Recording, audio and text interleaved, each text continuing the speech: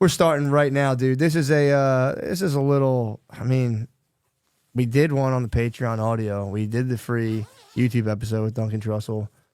I'm just throwing in an extra Patreon chill, like a chill zone. I want to try to start doing a podcast that, like, I don't really say anything per se, but like at the end, I'm like encouraging people to chill for like 40 minutes. Just be like, bro, chill out. Like if you're listening to it, if you're revved up about anything, chill. Let it go. I want to do that. I swear to God, I want to sit in my house for 8 hours and just see if I can mentally get someone through a workday. Just sit there quietly by myself and be like, what's up, dude? Work sucks, doesn't it? Work does suck. I remember, dude. I'm terrified that I'll have to go back at some point. It's so scary. Yeah. Dude, when you're sitting in a job and you fucking hate it, because as soon as you wake up in the morning, I'd wake up and just go, fuck, fuck. And you're pissed off. And then you're like, you know, your only hope is now, like, you get to like get a little bit of like weird methy fuel from your phone. You get to turn on your phone and just scroll and be like, fuck. And you go, fuck, I'm late. Fuck. And you go to your shitty job late and you're like, fuck, I hope they don't fucking know. Your whole day is just a mountain of stress. Fuck, I'm 15 fucking minutes late and I hate this place. Yeah. And you walk in, everyone's like, why are you late? And you're like, dude, fuck, dude. You have no idea. I'm suffering to the point where it could be considered a medical issue. Please don't bring up the fact that I'm late. And you sit there and do the most boring thing for all day. And then you go, oh, sweet, I have 2 hours to myself. And you just waste it on bullshit. And then you just pass out and wake up the next day and go, fuck. That's most people's reality. Well, I used to do drugs every day. Oh, you would. For that reason. Yeah. True, yeah. To escape that. Yeah. And then you get the opposite. You're like, I'm actually the man. I'm loving it. I figured it all out. And then you have your days you don't have it. And you're just like, oh, fuck. You get thrown back into the meat grinder. Just most like. time you don't wake up, I ain't go to work. You know, I'm not moving. After like 3 days, you're fired. And then you really go, fuck. Yeah, it's bad, yeah. Yeah, but yeah. Did you ever get caught crying at work because you didn't want to be there? No, I never got caught crying. You got caught crying? Oh, yeah. I never got caught. I've obviously cried at work. Right? I mean, who hasn't cried at work? You get busted by your boss? No, by some other coworkers, and they're like, so what would you do? I was selling cars, and I would get in Toyotas, and I get a little Prius C, and you drive the lot to see what inventory you have. Mm-hmm. And like towards the last few months where I really wanted to quit, I'd just be shaking in the car, like, woo. Crying in the Prius? Just crying in the Prius? And you hear me crying over the Prius C because it's so quiet. Oh. And then I thought I was alone in the back, and I looked down, and I looked back up, and it's just two dudes also in a Prius staring at me, just fucking bawling. And you were just sitting in the back seat of a Prius, not even driving it? No, I was driving it, but I would park in the very back. Oh, and then to have a good cry. Just let it out before work. Just let it out right before work. And I look up, and they're staring at me, and I was like, oh, fuck. But luckily, they just like happy cry. I'm the happy crying. No, they thought some horrible shit had happened. But you just couldn't handle reality. Yeah, I just couldn't handle reality. I don't want to be here. I want to tell jokes. Oh, did your like grandfather die or something? Like, pretty much, yeah. I mean, I'm just like fucking pissed off right now. No, I died inside. Yeah, man. I used to I was a personal trainer at LA Fitness for like 2 weeks, and I'd pull up the parking lot, and I would like fucking rage cry in my car and be like, it's time to have old ladies do push-ups. Fucking, I hate this so fucking much.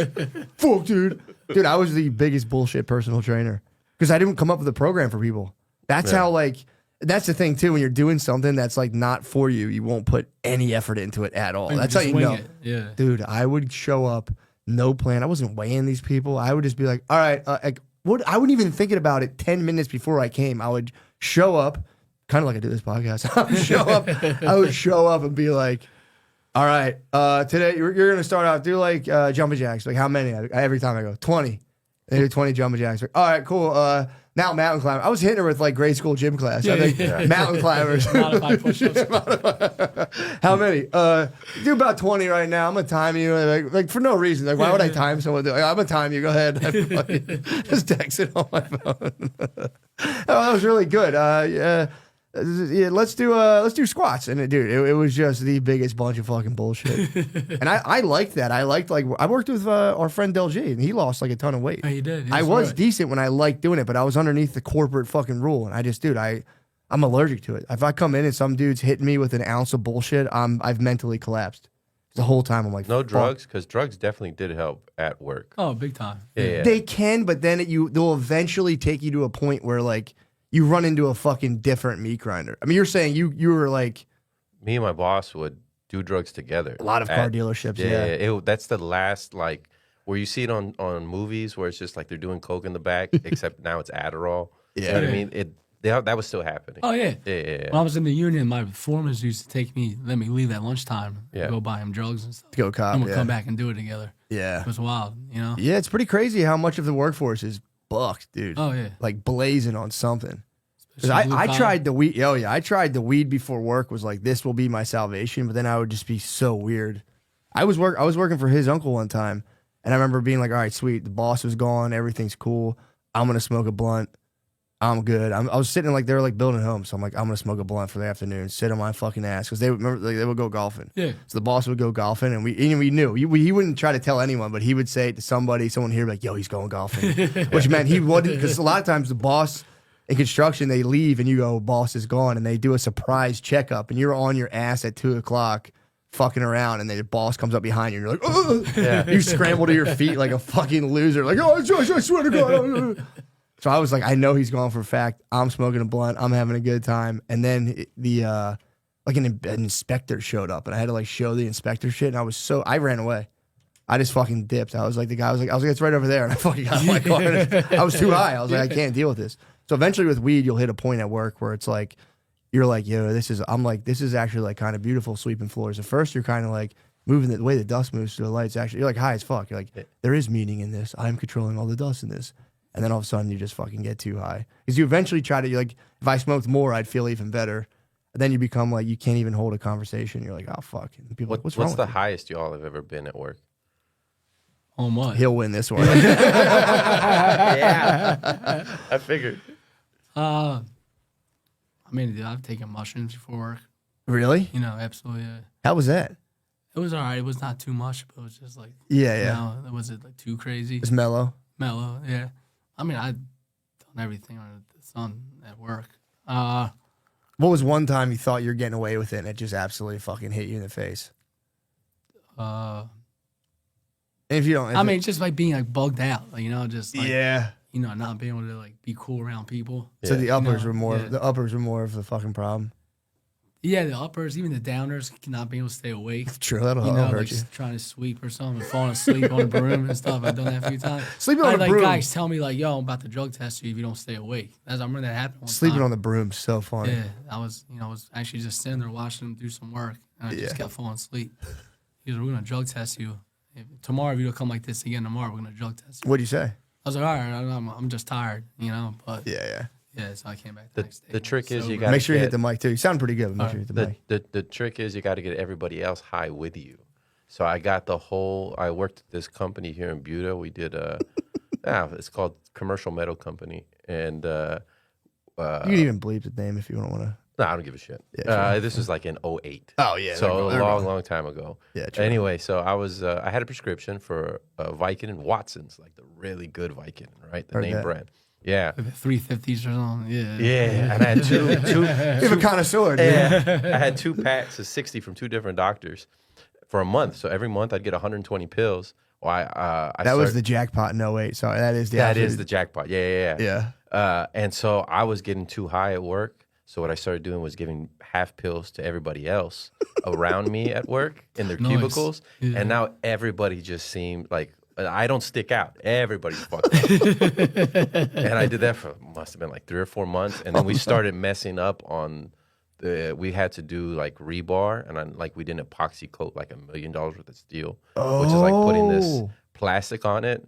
And so word went out. We think it's this guy, and then I got kicked out. So Yeah, it eventually catches up. Yeah, Yeah, the short-term yeah. solution. They are truly a short-term solution. Yeah.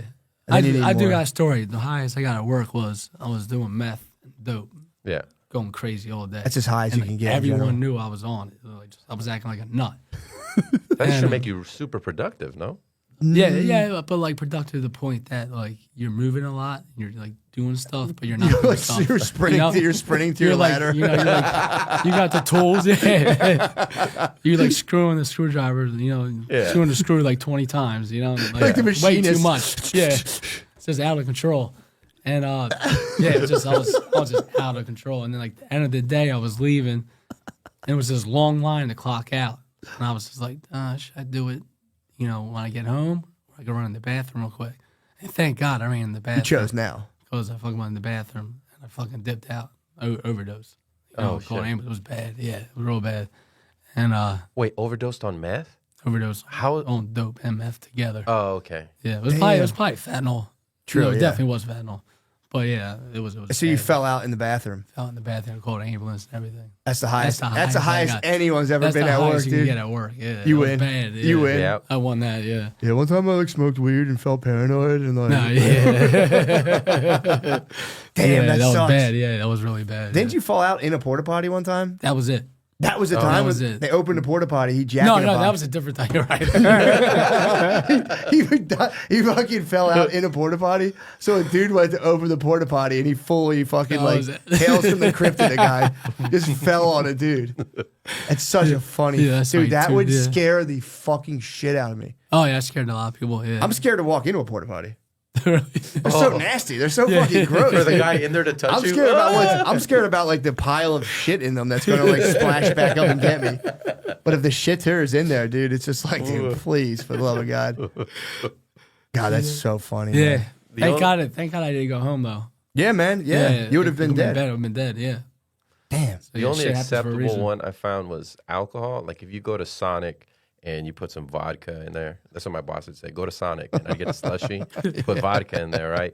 And then his boss would find out we're tipsy. It's fine. Like for some Yeah. reason, all these sales jobs, if you're a little drunk on the job, they're like, yeah, that's fine. Yeah, well, sales is like sales is inherently like if you're kind of like, again, we're like pigeonholed into these like fucking bland office jobs. Sales is kind of like a warrior culture with that. Yeah. Where like you're dealing with dudes who are like, if you're working sales, there's a way larger chance that you're getting hookers with your boss than if you're an Yes. accountant. A lot of that. Sales guys, there's a lot of like hookers with the boss. It's like, it's Yeah, fucking. absolutely. Yeah, Yeah. you're in like selling like fucking marble countertops. And you're like, oh yeah, and these are real beautiful in your home. And like your boss is like, let's go. And you're just fucking eating hookers' asses and doing coke. And you're like, dude, fucking sales fucking rules. Sales guys are animals, dude. Yeah, they are. I'm not saying all of them obviously eat hookers' Kind of ass. like the Wolf of Wall Street. It is, Yeah. dude. And you just get into this whole like, because you get to like tap into that like you're facing the unknown a little bit. It's when you get like just cornered into like a cubicle and it's just like, here's your data sheet. Look over these for errors. Eventually, you start to freak the fuck out. Yeah. The levels of boredom are like, Well, they amp you up. So like the sales meetings is all like yeah. you know what I mean? Like a coach getting Yeah, you yeah. amped up, and there was all the same thing, Wolf of Wall Street. Oh, yeah, like, you were if doing you it, don't yeah. have you can't afford this, good. Like those kind of, Yeah. and it's just a bunch of young dudes are like, because it was 100 salespeople it was a damn. big place. Yeah. And so it was 100 salespeople and we're all lined up to sell cars. And like, I'm talking about 2-3 feet, shoulder to shoulder. And it's whoever grabs the up. And we're all hopped up on Adderall and fucking Drinking slushies with vodka. Yeah, drinking slushies with vodka. Like, fucking rip this old lady's head off. Enjoy your Corolla. No free oil changes. Yeah, man. It's so funny how geeked those dudes are. You're just trying to buy a car. And some dudes like just in his head, what the encounter, like you're like, yeah, I don't know. Why do you think it's any good? And dude's like, I will destroy you. I Yeah. will fucking destroy you. And you're like, God damn it, man. The best one was this girl who she'd take you on a test drive, and then when you got back, you either got a blowjob or a hand job. Get out of here. What? And when you How's come she back, she was all right. When you come back, if you weren't buying a car, there was going to be a problem. Wait, what? Yeah. Because You had a fucking like honeypot operation going on? Yeah, she would go and suck a dick or a hand job, and So you'd be working with a guy and you'd be like, trust me, you'll have a good time. Go sit in this Prius C. she wouldn't sell a lot of cars. She would sell like maybe 9 cars Lot a of month, assists, yeah. 10 cars. But when she'd sell them, those were sticker price cars. Really? Yeah. Bro. She was picking the right ones, though. You know, she was picking the ones that would come to her. Yeah. You know what I mean? So they're already like invested in her. Yeah, they're really really got an eye on her and stuff. Yeah. And if Yeah. they were trying to be like, thank you for the drive, that's very nice, it would be kind of like, what the fuck? Although, too, it's like, I'm telling. Yeah. You see a ring on the guy, like, bro, I'm about to blow up That's your whole who shit. she's targeting. Yeah, You're yeah. driving this Dodge Dart or whatever the fuck you're gonna. Damn, that's crazy. Yeah. I mean, dude, That's kind of the car you got to drive after that. Yeah, if you nutted in there, you have to. You right. gotta take it. Absolutely. Yeah, your bare ass was on that seat. I'd lease it, by the way. Yeah. I'd be like, I'll be back in a couple of years. I'll be back next year. Every 2 years coming back. Leasing the cheapest car. My kid's like, why do I gotta always drive a different car every year? Be like, you'll understand when you're older. Yeah, that's catching head going to get that's a kind of genius thing. Yeah. She didn't sell that many? I guess No, you can I only mean, suck Knox so not many. that bad, right? 9 a month. Nine's all right, yeah. But she just sold what she had to sell to make her I got you. monthly. She made her nuts. Made her nut. Yeah. Exactly. She made them nuts Swag. to make her nut. Yeah. Damn, Wait, dude. you were talking about the vodka, man. That's what painters do. Painters drink vodka all day. Yeah. Yeah. It's like supposed to be like, maybe back in the day they used to do it. I'm not sure about No. now. No, still That's now. the argument. It's Yeah. like who does the most drugs out of the trades, and it's like painters versus roofers. Roofers are fucked up too. Yeah, they are. Yeah. But painters are notoriously like they get the worst rap. Laborers too. Laborers get it in. Yeah, I was in the labor union. Shit, electricians get it in. Everyone gets it in. Electricians are the yeah. princes, dude. Yeah. The they are. electricians were they were the princes, but like, dude, the labor. I would talk to dudes about their morning regimens in the labor union, and it's like they'd be like, yeah, I take like 2 shots every morning. It helps like focus my mind. Then I smoke a blunt, and they're like hitting you with like Huberman level like self assurance of like, yeah, dude, like I take 2 shots, then I smoke a blunt, and that way I'm like ready and I'm like kind of pumped for the day, and then it's like you're like, dude, what? It's a poor man's speedball. Yeah. Yeah. It's like, dude, you just think like in their head they would for real be like, yeah, because then it gets me like I'd be like in my focus bag, like I get smooth with it, and you're like, dude, you reek like alcohol and weed, and we're sweeping the floor. You're not getting smooth with it. Like nobody, there's no appraisal. You're just tricking yourself into thinking you're doing something else. What I used to do is I'd pretend I was a robot. What? Straight up, dude, I would sweep floors and be like, I'm a robot, and I would pretend to be a robot for like 3 hours. Yeah. And just Get the entertain fuck out, myself. really? Like, yeah, dude. I would pretend I was a fucking robot in my head and be like, I am the. I said when I was little, I would trick myself cutting the grass. I was like an alien hovering over a civilization. I was just bit by bit taking them down. I'd be like destroying them. That was the only way I could deal with boredom. Otherwise, you're just sitting there all day being like you're trapped like an animal. So you're like, you have that, like if you trap an animal in like an environment it doesn't want to be in, it's like the worst feeling in the world. Yeah. So people are just combating that feeling. But then there's like, well, what else would I do? And you go, I don't know. And then you spin out on that. You have like 4 plates spinning in your head, all of them negative. You got to worry about the job. When I would do door to door, what's that guy's name from? It's not Wolf of Wall Street. There was another one in the. It was Shia LaBeouf. He played the part 2 of it. I forgot what it's called though. What was the one in the 80s with Gordon Gekko? Wall Street. So it was Wall Street 2. Yeah, Wall Yeah, Street's yeah, going, yeah. And Greed is good. Yeah. And so That was great. Yeah. he played a character in the second one, and I pretended to be him as I went door to door because I was like wearing a suit and stuff. So that whole Sick time I move. was trying to be in that mentality. Yeah. And the trick was, because it's business to business, the door to door, is let's say the glass, you can see the person from the outside. I would speed up in my Volvo. I'd throw it in park, get out, and I'd walk straight in and I'd be like, are you the owner of the business? I need to speak to the owner right now. And then the owner would come out and I'd immediately start pitching. Because who the fuck pulls up in a suit that quick? Like you think it's like, fuck, this guy's serious. This is the president. Yeah, this is fucking IRS. Something's happening. What were you selling? Oh, I was a lobbyist. I was selling nothing. You were trying to take money from them? Yeah, to, like, give it to with a politics? straight face, I would tell them the government's coming for your business now. Give me $10,000 so I can fight it. And Oh the most my I ever got was God. $3,000 from one guy. Did you really? Yeah. To what, like a council? What was it all going to? Like a council person or something? I thought it was going to help. I really, at the beginning, thought it was going to help. But then I went and I met our lobbyists, and it was 2 guys my age. And they were like, we're trying. And I'm like, fuck. Oh, no. And I should have figured it out because whatever they donated, the first donation, I got 70% of the donation. Oh. And then every year you go back and you ask them to redonate, and then you only get 30%. But still, like, Whoa. yeah, I cleaned up in Kerrville. That place is, yeah. Really? All these older people with businesses, and they're like, you remind me of a young Rubio. And so it's like whatever politics you had, that's my politics. If you're Republican, I'm super Republican. If you're a Democrat, I'm the most liberal person you've ever Smart, met. man. That's the way to do it. Damn, That's and these a horrible guys, person. these guys just cleaned up off it. Well, when you're younger, you don't know. You're like, Yeah. this is going to be the thing that gets me the Yeah, life yeah. that I want. Yeah. Get sucked into pyramid scheme after pyramid scheme. That's You're what like, fuck. exactly what it was. Pretty much. Yeah, that sounds like it. Yeah. They happen, man. I was too lazy for pyramid schemes. They would like you'd sit, I'd meet the guy, and they'd hit the BMW keys on the table, and you just be like, every time. Yeah, I was in college then. I hit with that heavy. all the time. Yeah, all the time, man. You can sell. We have a company that sells juice, makeup, and vitamins. And if you sign up, it's just like, dude, what the fuck are you talking about? I did OSHA posters. Did you really? Yeah, OSHA posters. And I would wear a suit, and I'd keep them rolled up. You know the ones they put on the business with all the laws, and I'd put it in the back of my suit like a samurai sword behind me. And I remember, I'm such a piece of shit. I'd walk into like if I saw that you were like, I don't know, a foreigner, I'd walk in. I'd be like, let me see the laws. And I'm wearing a black suit with a tie, black tie. Well, I was like, where are your laws? You know, it's a $10,000 fine for each law that you don't have. Oh. And they're like, think I'm going to fine them. I was like, I can sell you the posters right now. And they're like, oh, thank you. I was like, they're $30. And then I'd pull out the samurai sword of OSHA posters. It'd be all sweaty because it's in the summer. I'm like, here you go. I'll put them up for you. You have any tax? What? Was this just your own business? Were you working? No, it's a pyramid scheme because if you sell enough of those, and he had other stuff he's selling, you become a boss. And then you get an inventory, and then you go find other stupid people who will go sell your bullshit. These are, he opens a treasure chest, like, these are employees must wash hand signs. Yeah, stuff like that. Oh, my God. Yeah. You touch them, it's perfect. I should have just sold drugs. That would have been better. That's kind of brilliant, though, to go up and be like, where the fuck's your OSHA shit? Is that people will spaz? Yeah. There's scams in Philly now where it's like, you wear the Pico uniforms where it's like you show up and you go like, yo, the last guy who had this building, you're like, we're here to shut your electric off. And you're in the middle, you're like, you got customers and shit. And you're like, yeah, the last guy didn't pay an electric bill. It's $2,000.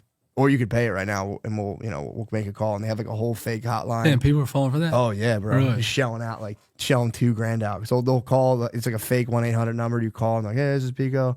Yeah, your outstanding balance is blah, blah, blah, blah. And you just pay it on a debit card. And then they're like, okay, cool. And then they leave. And then you're just like, wait, what the fuck was that? Yeah, you're not getting that back. Damn. Oh, you're gone. Yeah, you can't do anything. Mostly old people doing it.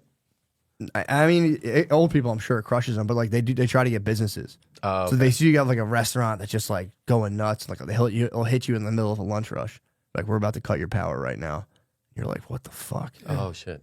Yeah, like and they'll tell you like it'll take like 2 weeks to get back. I think they'll be like it's going to take a couple weeks to get back on. So you're like, I have to pay it. Jesus. Yeah. It's wild.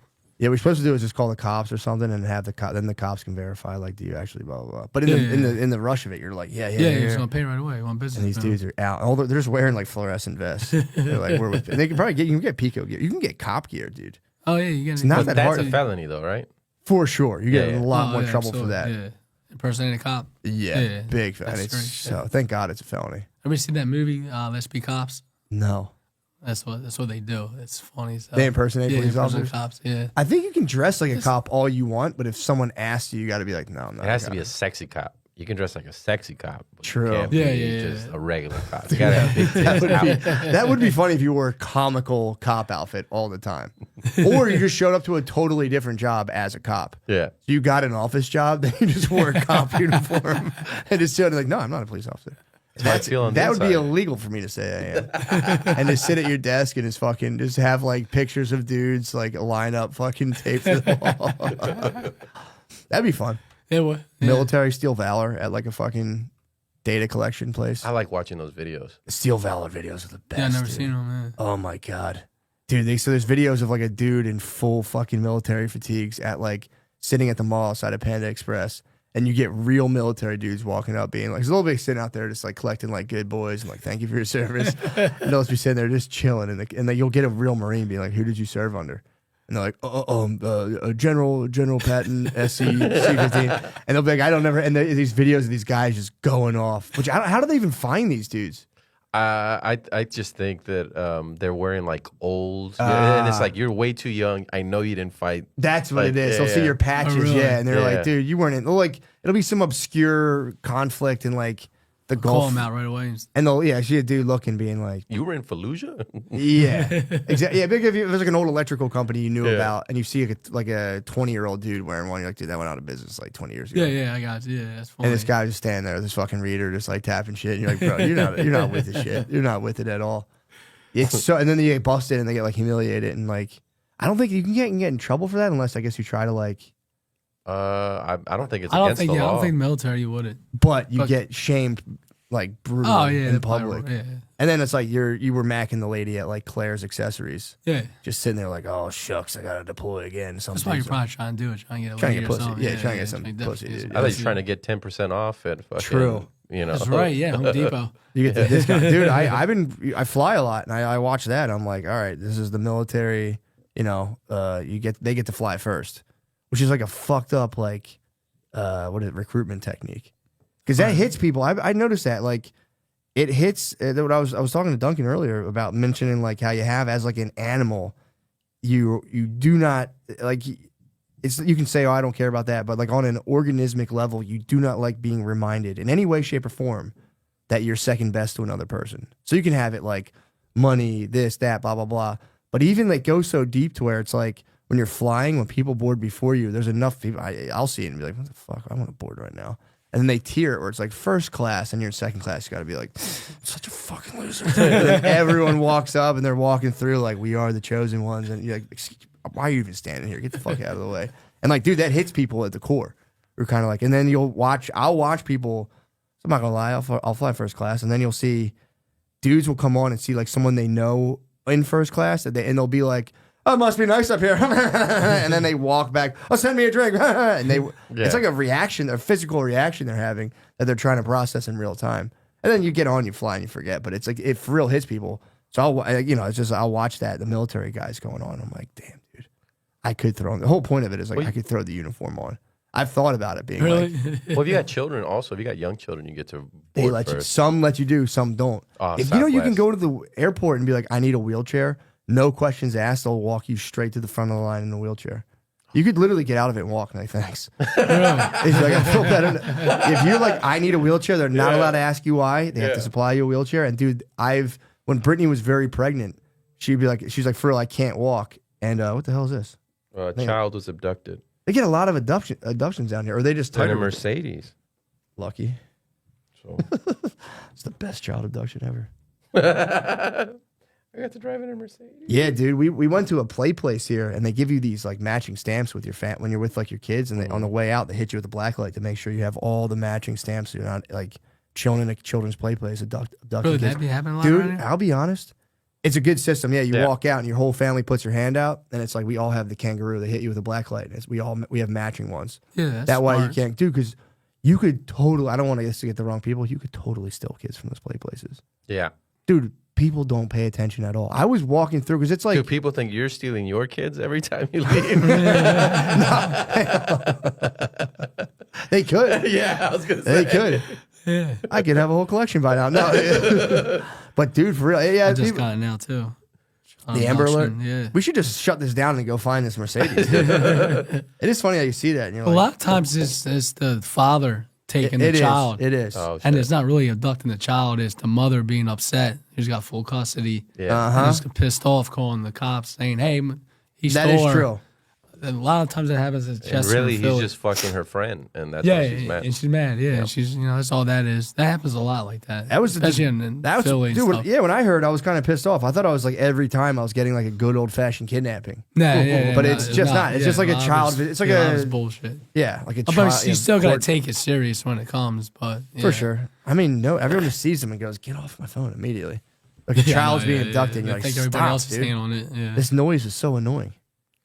I guess it's nice but though it's if you, good to know the car and stuff. if you send it out massively in case someone's just like, "What the fuck?" It's gotta suck though if you have that exact car when it does come out, and now Oh, you have can your, pull it over. and you have your kids in it too. It's like, oh man, come on, these are know. my kids. This is my car. A Mercedes. Yeah, you what is can it? A pull it over. Mercedes 300? 2017 yeah. Mercedes black. 300. Yeah. Is that the? I don't know anything about I don't cars. think Is that the about cars either, nicest bro. Mercedes? I don't know anything No, about cars. I think it's 600. I think it's 600 is the I don't nicest. know nothing about cars. That might be the base model Mercedes. 2017. That's nice. Yeah, I feel like at that point, that always But weirds it's me a out. 16-year-old kid. Yeah, I know. And like a 7-year-old A sister. 5-year-old and an 8-year-old. There's a lot of kids. Actually. Yeah, it's the sedan. Okay. C class. I don't know what any of the. It all sounds nice, like C class. I'm like, nice. That could be the worst. Driving one, and then your mind would probably change about them. I've driven one before. I Yeah. remember I valet park cars. Oh, that's right. Yeah. Yeah, man. I valet parked for a night. I got to taste pretty much everything. Was that when we were doing? You mean you did that, Bro, I right? fucked you. I'm sorry about that. Yeah, I fucked up the whole gig. Hell. I've talked about this before on here, but so you were the plug. You Yeah, hooked yeah. me up with a valet park car yeah, job. yeah. I showed up one night, didn't know how to drive stick shift, so I was just like, I didn't know what the fuck was going on. I would just tell people like, "Yeah, park yourself. I'm really busy." Dude, I showed up myself. You were supposed to come, or maybe it was either you or our other mutual friend who we won't name. He was the one who was the ultimate plug. Remember that? He was the guy who set us up. Turned out to be a motherfucking snake, dude. No, I don't know.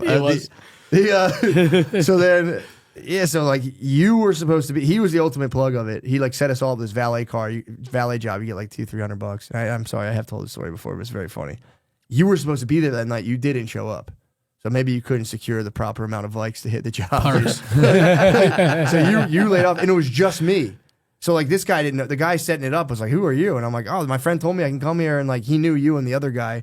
I showed up, lone gunman, just myself. He dipped out. He's like, "All right, I got to go." So I was just like, there were so many cars coming at once. I was like, I can't keep track of all these things. So I stood there like a parking lot attendant and was like, it'll be $5. Collected $5 from every person I saw. I didn't park. I parked the first 5 cars. I'm like, this is too stressful. I'm not doing this. Yeah. I just took money from this place until I got like $500, and then I just dipped. I put everyone's keys on the board and just left. So people came out to a valet situation that didn't exist. So there was just a mess of keys. No one had to all go find their own keys and then figure out wherever. Well, they did park their own car, thank God. Yeah. So at the end of the night, the guy called me like, "What the fuck?" I'm like, "Dude, what are you talking about?" And he was like, he just spazzed. And then I think I ducked his call. Then he called our mutual friend. He called. I'm like, I don't know what I'm supposed to do. And he's like, "Bring the money back right now." And I was like, No. So I just took $500. Yeah, you're supposed to give like a little cut. You're supposed to give him the cut, and then you're supposed to like go get everyone's car. You're supposed to be the tips for yourself. Exactly. I charged, and like whatever they gave me, obviously I took. Yeah, I always kept extra. Scumbag move. And I for real it was just a nightmare for this business at nighttime because everyone came out after like being kind of like drunk. How old were you? We're like 19. I was old enough. I was 19. 20, 19, 20 years old. yeah. Yeah. And I just was fucking. I forgot all about that. I was in Jersey. Yeah, you with guys- those clubs. And, No, and I was supposed to split it with another person and this manager, and like no one else showed up. So in my head, I was like, I did all the fucking work. Fuck this. This is bullshit. Oh, bro, I used to give him the smallest cut every time I did it. You know, they were getting. But yeah, I don't even know how we got to that. But yeah, I forgot all about that. That's funny. I think I might have fucked up. Bro. I may have fucked up the gig for both of us. I'm sorry about that. Yeah. In my head, this is how when you're younger though, you do think like this because I was like, yo, it's fucked up. They expect me to do this all by myself. Yeah. And then I got to pay this other guy. He's not even here.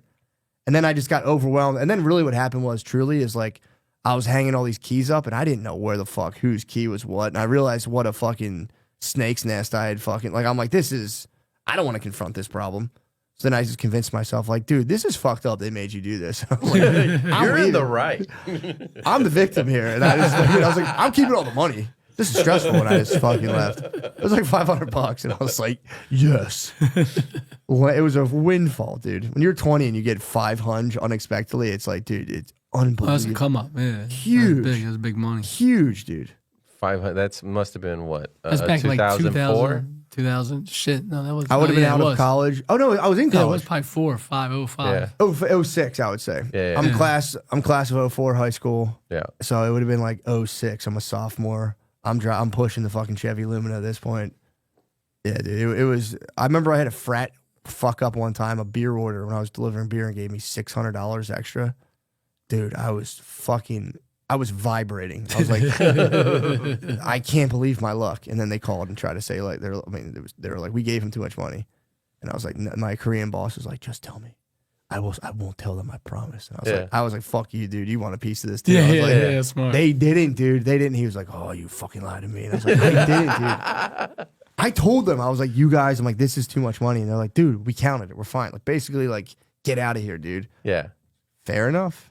Fucking held it. I was selling drugs at the time, so I was like, I know what $1,000 feels. I was like, this is $1,000 of Yeah. 20s. It was a $300. You could weigh it in your hand already. You could just feel it. You're like, Yeah. this isn't 300. It was supposed to be. You feel the girth of the money. You could feel it, dude. It's supposed to be $400. I'm holding $1,000 cash, and I'm like, this is more than $400. And they were like, be gone. And at the time, I was Bruce Springsteen. I have a whole thing like back in the day, like I was in college, but I would do blue collar jobs. Yeah. So I get to like walk around and be like, oh shucks, it's just little old blue collar me. I was Bruce Springsteen, dude. Just walking around being like, shit, I go to college too. If you guys like to have me at your fine party. Then they handed me all that money, and I was like, oh shucks, guys, I'm going to get out of here. It was my favorite thing when I was delivering beer. Another one of my my classmates, there was like an art class. I was delivering beer to the university or the Philadelphia Art Museum. So I got to walk in to deliver, like with a truck, like Coors Light stacked up on the hand truck, fucking walking through the art museum. I saw like kids from my college in an art class looking at paintings. I got to be like, oh, shucks, sure is nice. You guys looking at this fine art? Oh, man, I got to deliver this beer. I work hard for the money. Like, I used to get off on that shit, dude. I would quit comedy all the time, and I would just start doing demolition. And then my fellow comedians got to see me covered in like, you know when you like demolish a roof, that like black pitch stuff.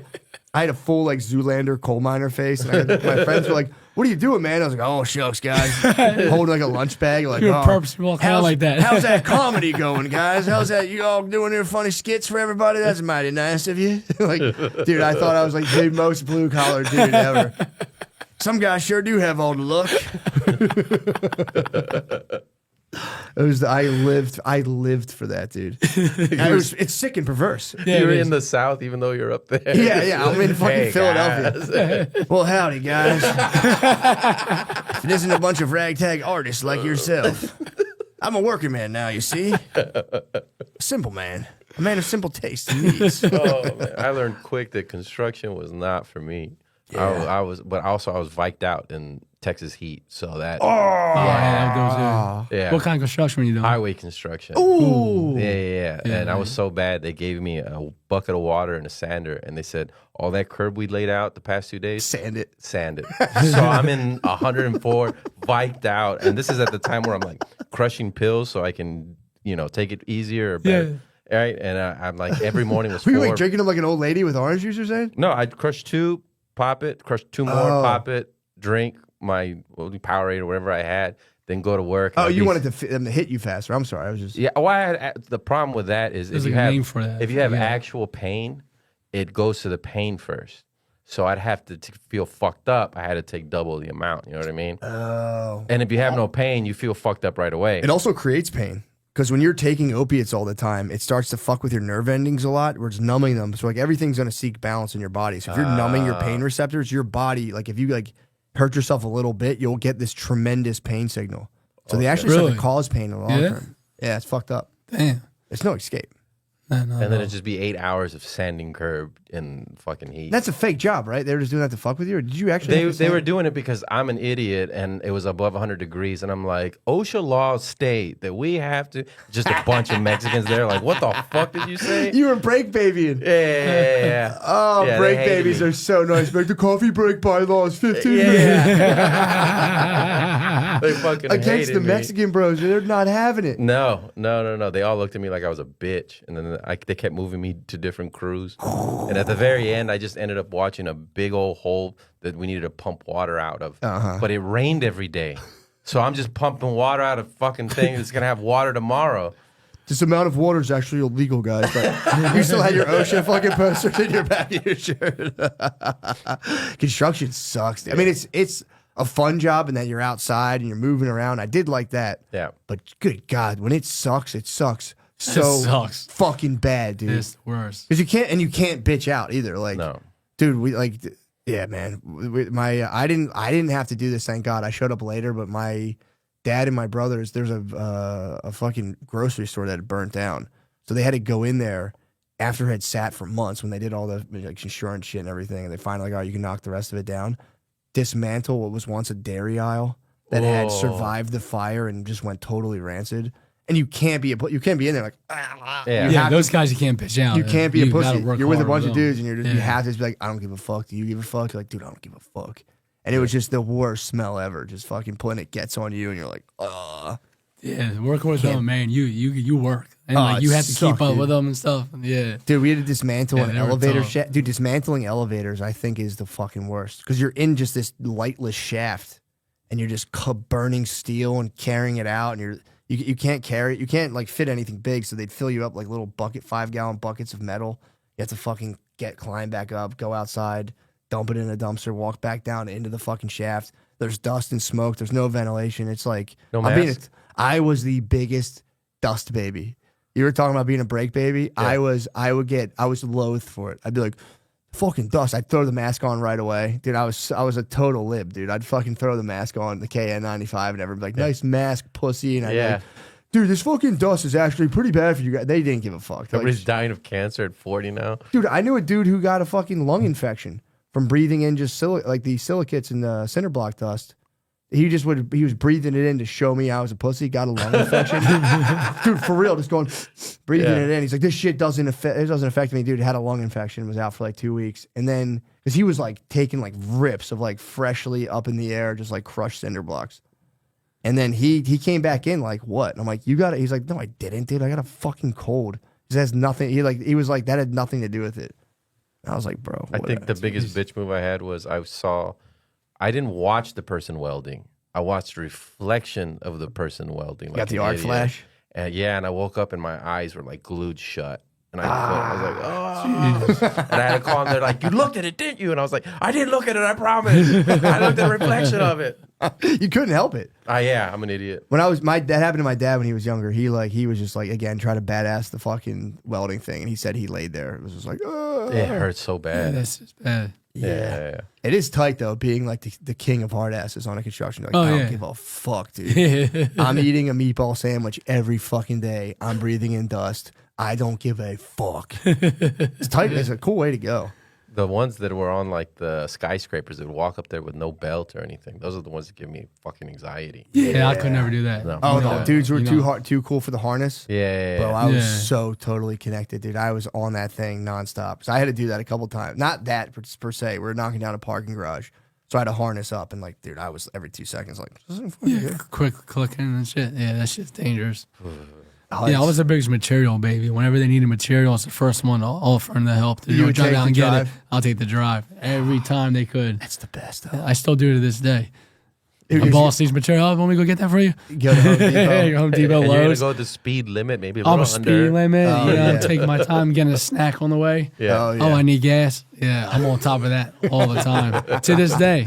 That's a classic trick. Yeah. I don't even know if I can give. Oh yeah, true. The material baby. Yeah, true. That's just more of a savvy move. Yeah, yeah. Because being a dust baby, I'm complaining, and you're complaining about the break. I was just bad about my job. I didn't want to work there. So. No, for sure. Yeah. But I'm saying, I'll give you that. I was just more so complimenting you, saying like that's not even a baby move. That's more. Now you're just flexing. Because like, dust doesn't bother me. The length of break doesn't bother me. I'm so smart. I get to go out and get material, which will get you enemies on the site though. Oh, yeah. He fucking goes out every fucking time. He's not back yet. He always drives with the boss. I'm always with the boss. You know, Yeah. I go everywhere with him. True. That's not your fault though. Yeah. Motherfuckers hating. There's nothing worse than people hating on a construction site. Just a sweaty dude just holding you in his mind, being like, "Fuck that guy." You have to go back and like, "What the fuck's your problem?" Everybody's union up there, though, right?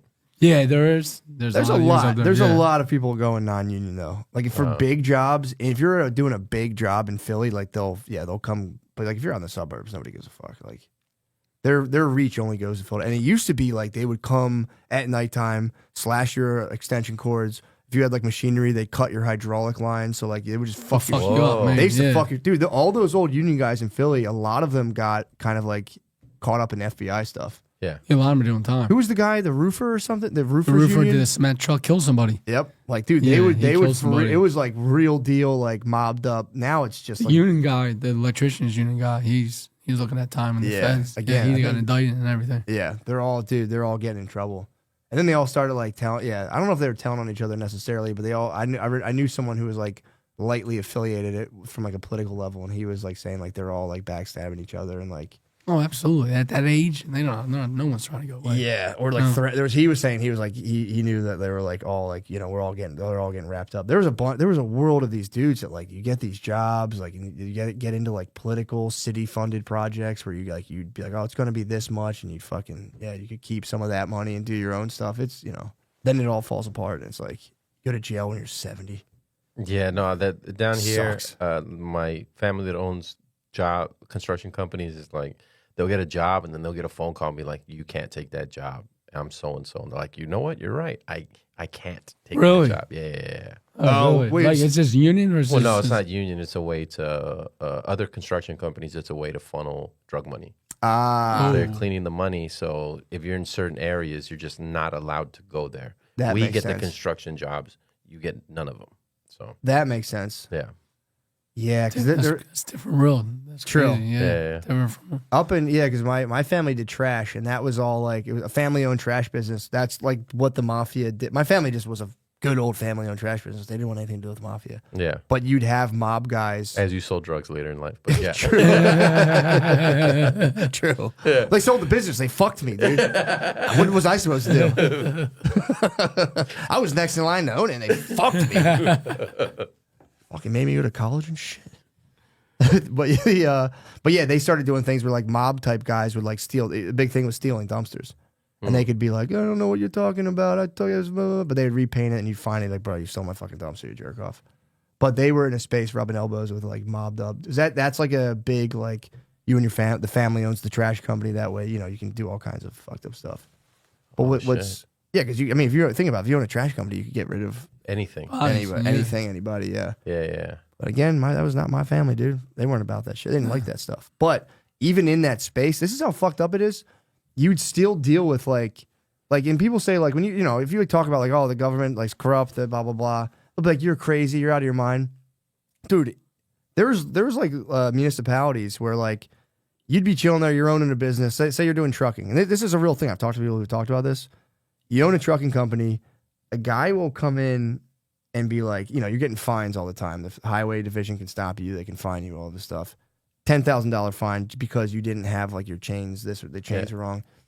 Then what happens is they'll send out like a mobbed up dude who will come and be like, yo, how's the city breaking your balls? And you're like, yeah, they're fucking killing me. They're like, if you go to this political fundraiser and buy a plate, it's $5,000. If you do this, you'll get on a list where you're on the good list. And then that like the city and the judges, they all get in these weird like money, at least in this one specific area, you get in this money go around where you basically pay to be on the good list so that when you get pulled over, the judge is like, they know who you are and they go, oh, they dismiss the charge. The cops probably know too. And the cops are in on it too. The whole city gets in on this. And that's one little municipality. So you're telling me if you have billions of dollars around like defense contracts, it's gotta be the same. There's no way that people are just like, look, guys, let's keep it honest and straight on this one. It's like the same fucking thing. Yeah. So pretty wild. yeah, it's wild. Yeah, that's the way with the defense. Sound like the Godfather, dude. You're taking it too far, dude. I don't even want to speak on it. So, some of the best laundry I heard is laundry mats. What? Because you put in your dollars and you get quarter. You know what I mean? It's all cash. Oh, It's yeah. cash. Laundry mats and like where you wash the cars and stuff. Yeah. Oh yeah, that and then Vending machines. vending Yeah, machines. that's what vending makes Vending sense. machines is big. Yeah. Yeah. Dude, we all might get assassinated by the mob. they They're can. fucking right on the pulse. Damn. Because you think Yeah, laundry car mats, washes, there's like yeah. you go in there. Most of the time, there's nobody in there. Yeah, true. It's just the washers and the dryers and that's it. So it's like it's perfect. Damn. Yeah. Ooh. Oh, then you can just be like, I got X amount of cash. This Yeah, month. because people, especially because if you're selling drugs and people are giving you small amounts of money, $1 and $5, why do you have so many ones and fives? I own a laundromat. People put their ones and fives and True. 10s and 20s, no They're gonna- 50s. True. Yeah, it's awesome. That makes sense. They're gonna fucking crack down on it. The other thing you could do for that I've heard of is that you take all of your ones and fives and you hit a casino, and then you hit the casino. You're like, I'd like to buy $10,000 worth of chips, and you play fucking blackjack for like a minute, and then you're like, all right, I'm out of here. Cash out, and you're like, I'll take hundreds, please, and then you fucking dip right out. Yeah. I won it in Vegas. What? I won it in Vegas. That's the Exactly. Yeah. I just won all this money, or now you can just move around with hundreds rather than like all these fives and ones. That's what I assume. Like whenever I go down to my hometown, down like towards the border, and I do these shows, and there's like nobody there, but I still get paid $500-600 to do it. I'm like, well, this is obviously you're laundering money. You're gonna tell them that you sold out all the tickets. And, yeah. We fucking killed it. Yeah. That'd be sick. That'd be shitty if they talk shit like the comic fucking blew. You're like, come on, man. Come on. There was nobody in It's an here. official dep. You get brought in on RICO charges and you're in court and they're like, yeah, his material was all right. Shit I've heard before. And you're like, all right, dude, I'll fucking talk, dude. I'll tell him whatever you want. Just because he's a hack. I'd be so mad, dude, if I was in like a high court and they're like, yeah, I saw his punchlines coming from a mile away. I'm like, you probably heard me before. Yeah, man. Fuck, dude. This rules. Also, this again, this is just the chill cast. If you're at work, dude, just fucking chill. I think my mic just cut out. You just chill out, dude. That's what I want to do. ASMR for dudes just sitting in an office. It's like, bro, your boss is a fucking pussy. You're right, dude. You should be running this place. He doesn't know shit, dude. Yeah, so what? You're a little high. Who cares? You got it all under control, bro. What happens is you're going to stop doing these drugs one day when you're the boss. Obviously. You're going to use these to become the boss. And in the middle of that, be like, shit, what was that? They're on to you now. Run, run, run. Boss is such a fucking pussy, dude. That is the best is when you're at your job and you're under totalitarian rule of the boss and you find one other disgruntled coworker and you're like, yo, isn't the boss a fucking pussy? And he's like, yeah, dude. You have to be like, fuck yeah. Then you and him obviously have a falling out like 3 months later. Like, yo, he's such a fucking bitch. Fuck when they get promoted. Oh, fuck him. He doesn't deserve that at all. Yeah. And you just find one other person like, yo, do you think he deserves? Like, yeah, I think he's a fucking pussy. You know, him and the boss are like fucked up, right? Yeah, you know what's sweet, though? Like, working construction your whole life and then like switching to like a cake job. Yeah. Like, you kind of did it, you know. Brother, you better believe it. Brother, they're going to take me away very soon. I'm just enjoying it while I can. Someone's going to grab me out of here. I always use a joke. I think my dad's going to come just grab me out of here and be like, what the hell are you doing? Dude, I showed you. I have a fucking podcast. Duh. I'm like smoking weed. What? Get the fuck out of here. God, I'm sorry, doing a fucking podcast. Leave me alone. Picking wood out of fucking rocks, get back to picking wood out of rocks. I'm probably just hallucinating all of this, dude. I'm outside of a giant construction site. I got hit in the head with an excavator bucket. My ass is hanging out in my work pants. I threw up and just laying on top of rubble. Yeah, you were going hard for a while.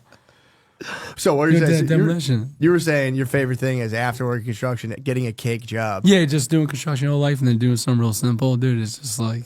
You can appreciate Can't explain it, man. Anyone who's done construction 30 years, go do like some, even if it's less money, just go do it. Oh, it's so go sweet. work somewhere, I don't know, dude, anywhere that's different. Anything DGX, bro. You know, I used to have aspirations. I wanted to hit like a DGX, a Walmart, and see how high I could rise in the corporate structure. I might still do that, man. That's right. You did tell me that. The only thing that besides a vicious time constraint, I'd be like, this is such a good idea. Then I'd be like, damn, I'd think about the one guy that I beat out for the job and like he's kind of fucked. Yeah, I'm screw him over. I'm getting a job for fun just to be a dick and fuck with everybody at like their actual job. Yeah, that makes sense. But goddamn, and that was his whole dream. Yeah, really. Yeah, he just dies. Yeah, it's his last shot, and he's like, "I'll get the job," and they're like, "Some guy's fucking around." You're so goddamn successful and everything else, and you just take this away. Just steal a job for fun. I was like, that's kind of shitty. Yeah, that's fucked up. But goddamn, it would be so fun. Yeah, I might just. What I should do. You know what? I just figured it all out. Steel Valor. I would love to. I'm into penetrating organizations where it's like the blue vest and just exist at a Walmart and see how long. That'd be a fun vlog of like, all right, I'm in a Walmart today. Today I'm in a Target. See how long I could fake employeeship at different places. And just fucking wear like wear like a small spy camera and just record my interactions with people. I'm like, do you work here? I'm like, yeah. And it's like go back to the break room and have people like, what are you doing? I'm like, I work here. Say stuff like, hello, fellow employees. Yeah, that'd be funny. That'd be really funny. And like, I was from the East the store East Side, Riverside, and just see how long I could just walk, at least walk the floor. And if someone starts just like, if people like a manager comes up to me and be like, "What's up, dude?" Just walk away, like, "Hey, come here." And just be like, no, just like, keep walking away and see how long I can fake work. I might that would be tight. Do that with the security guys out. Have you seen they look like cops? The security guys that are out here. No way. It's private security. Oh no, on I 6th had. Street. Yeah, I saw. Is that what those guys are? Yeah, it's private security. They're not police officers. They're not police officers. Dress up like other private security and be like, "Yeah, I'm here to watch you guys." We had some people. I'm gonna show up there and be like, there's levels. Yeah, I'm gonna be like, like there's cops. levels to this shit, guys. I'm the level above you guys. I'm gonna carry. I should carry like an assault rifle. So who the city paid for? I don't know who paid for it, but there's like 20 of them out there. Dude, they came to the store when we were at that store. The one walked in. I thought it was a cop, but it wasn't a cop. I know what you're talking about. They wear like bulletproof vests and they got guns and everything. So, and they look like they're like ex-military with the big beards and everything. What? Yeah. Like peace officers, basically. They don't let the homeless loiter anymore. So if the homeless are like all congregated in one little area, they'll go and they'll break it up. I like that. I just like that from the perspective of like keeping the vets going. Yeah. Getting to walk through them. Like, clear I don't know if clear they the are, area. but they look like they probably were. I would imagine so. Yeah. Hopefully they're paying them well. Because, that's just dudes being like, yo, keep walking, bro. I think they get paid 25 or 30 an hour from what I saw on the website. Like you can sign up to get the bag. Yeah. That's not bad. 20, 30 an hour walking around all day. He's like, yo, beat it. Homeless guy, you got the fucking that's also a thing with the security. That is a job that gets some people in trouble because you get dudes who are like, you get like dudes from the hood who get that security gun carry permit. And then what happens is they kind of pig out on it and they're like, yeah, I can carry this. And I talked to a dude who got into a really bad situation with it. Really? Yeah, he had that security gun permit. So then he started being like, I mean, I can just keep this thing on. Bring him with you every time. Yeah. And it's like a movie, Baby Boy. Yeah. That's how I hear one of the movies. Yeah. He brought the gun back with him. And you use it, and then like you get caught using it illicitly, and you catch like a vicious gun charge because you abuse the power of the security gun permit, which is like a C some kind of weird carry permit where you can carry it to and from work, but you taste the power, and you're like, I'm going out. Not in tonight. Texas, you can just you can just carry. I just looked that up yesterday. Crazy? Yeah. You can buy a gun and then just boom, but it's got to be visible on your hip. If the store says you can't have one in there, you can't have one in there. Gotcha. I know that's still part of it, but yeah, if you're out, I can be carrying an AR-15 and you can technically you can do that in Pennsylvania. Okay. There was a guy in Philadelphia, this black dude, and he would walk around with like fucking clips on him, a vest, an AR-15, and he would just walk around.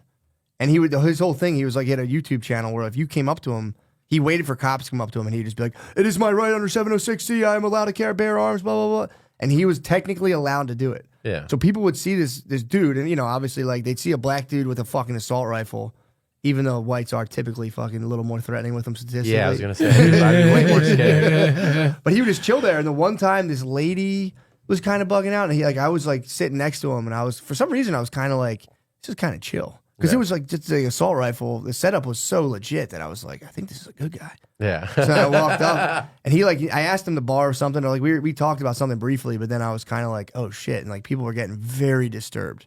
Yeah. Because he was just chilling, fully strapped to the fucking teeth. And then the cop, and his whole thing is like he would film his confrontations with the police, where he'd recite his right to do it, and people would just watch him like, oh hell yeah, goddamn right. Every time they would leave him alone. He couldn't do shit legally. They couldn't do a thing to him. He wasn't pointing at anyone. He was just bearing arms, and he had everything you could think of. He was your wet dream, dude. He was so strapped up. But you got away with it. But yeah, I guess in Texas, it's like the cops wouldn't even bother you if that's the case. They'd be like, yeah, all right, man. No. Yeah, they don't really fuck with you. What about like swords? What's the sword law? Oh, that I don't know. Because I Is know there there's even a sword law? I'm sure there is, because there's a guy that had an axe out here, and he got taken away pretty quick. Damn, he was golden axing? Yeah, it was a brand new axe. Well, that's scary seeing some dude walk Axe around is with a kind of cleaver. scary. Yeah, I'd rather a gun, because at least you're like, yeah, maybe this guy's just fucking Be like he's ex-cop or something, but Yeah. a knife, an open knife. Carrying a samurai sword is legal in most places since, they passed that in 1935. Just some nerd got into power, and he's like, I can bring my samurai sword anywhere. Daggers, dirks, stilettos, throwing knives, poniards, spears, machetes, and Bowie knives are all okay under the new law. But you can't have like A poniard? What the fuck's a poniard? you can't have what's it called, the knuckles, the Brass knuckles. Brass knuckles. That makes Oh, sense. that's illegal. Yeah, that's legal. But you're telling me that's kind of fucked up. I can't ride a water slide with two samurai swords and fucking go down. How about the brass knuckle knife? Let me see. True. Let's clarify it for the dudes whacked on him. Nah, you can't. The brass knuckle knife is out of control, dude. It's a knife with brass knuckles. Let's clarify this for all the most nightmare employees in the fucking world. Oh, hell yeah, dude. House Bill HB 446, which took effect on September 1st, is now legal for Brass Texans to carry knuckles brass clubs. knuckles clubs, Oh, Wildcat keychains, also known as kitty keychains. What are kitty keychains? That's got to be pepper spray. Yeah, I think that's a pepper spray keychain. Yo, It actually look at that one. Oh, Sweet. kitty keychains. Oh, no, I stand corrected. It's like brass knuckles, but they have pointy parts on them.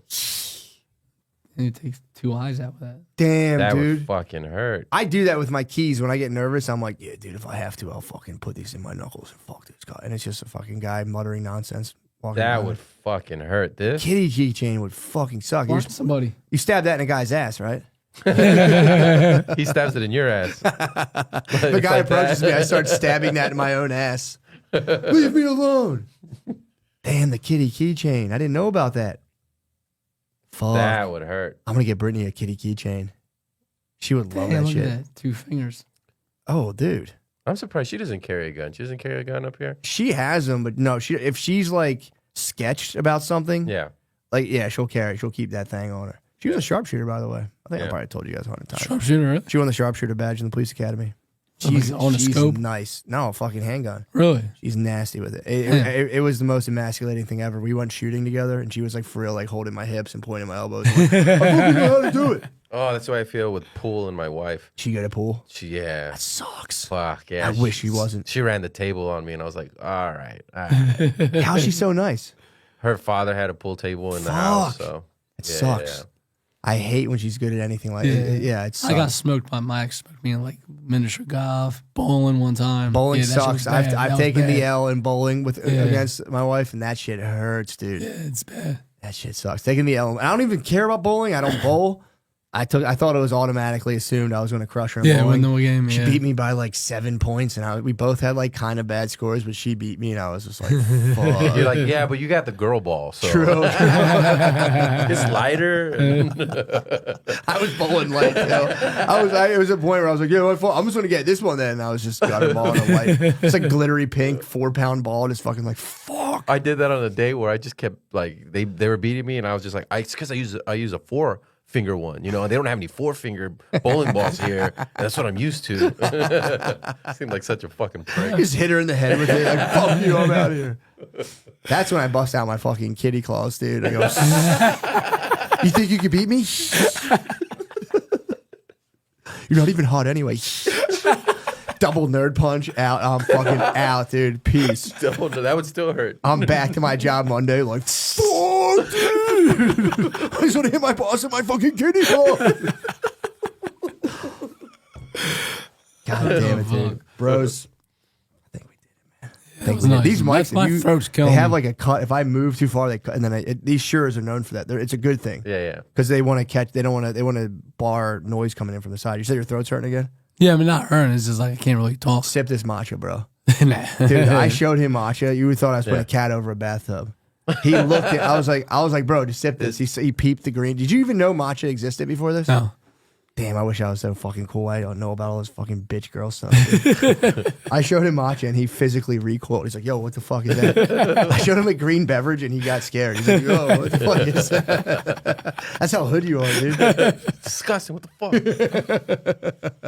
I've been taking him to like healthy, like rich places, dude. Just watching him try oat milk today. Dude, you would have thought I gave him like fucking like kids' eyeballs. He sipped it and was like, oh, what the fuck, dude? What the fuck is this? Almond milk's good, but He can't have, he's allergic to almonds. I shouldn't tell shit. people you're poison. he can die if you Of give all him of the shit that he could have died from, Yeah. he ate almonds and for real almost died. Yeah. Oh shit. His most near death experience. Almost died Don't from close the up, motherfucking yeah. almonds. More than fentanyl?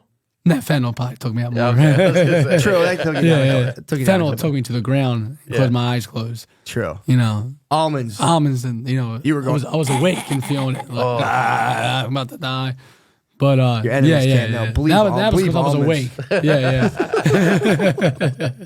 I gotta stop. I can't stop drinking matcha. I gotta. I'm trying to quit caffeine right now, dude. For real, I shouldn't have. I've no. And you want to business. take up nicotine?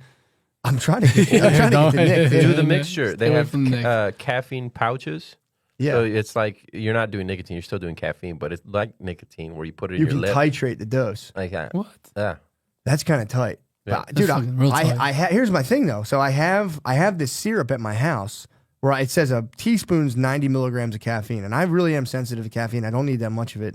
So I can do like a half teaspoon. I'm like, man, 45 milligrams of caffeine. An average cup of coffee is like 150 milligrams of caffeine. So I'll try to titrate the dose, but then I go, this is perfect. And then I just go, I could probably take a little. And next thing I know, I'm having a panic attack. I'm sitting there like, I can't fucking breathe on it. This is affecting me. Yeah, it sucks. Wish I wasn't such a sensitive bitch. For real. Shit sucks. But either way, bros, thank you very much. Yeah, it was fun. A little extra Patreon drip, no big deal. I'm telling you, man, I'd love to start just a full 8-hour work support, dude. Where I could call dudes at their job. That'd be a fun thing to listen to. Yeah. Just call dudes at the job, set up the hotline. Be the boss. Sneak dudes away from work and be like, dude, your boss is such a fucking dick. You're right. Never stop believing that you're not the problem. This is going to be your company soon. Actually, let me talk to your boss.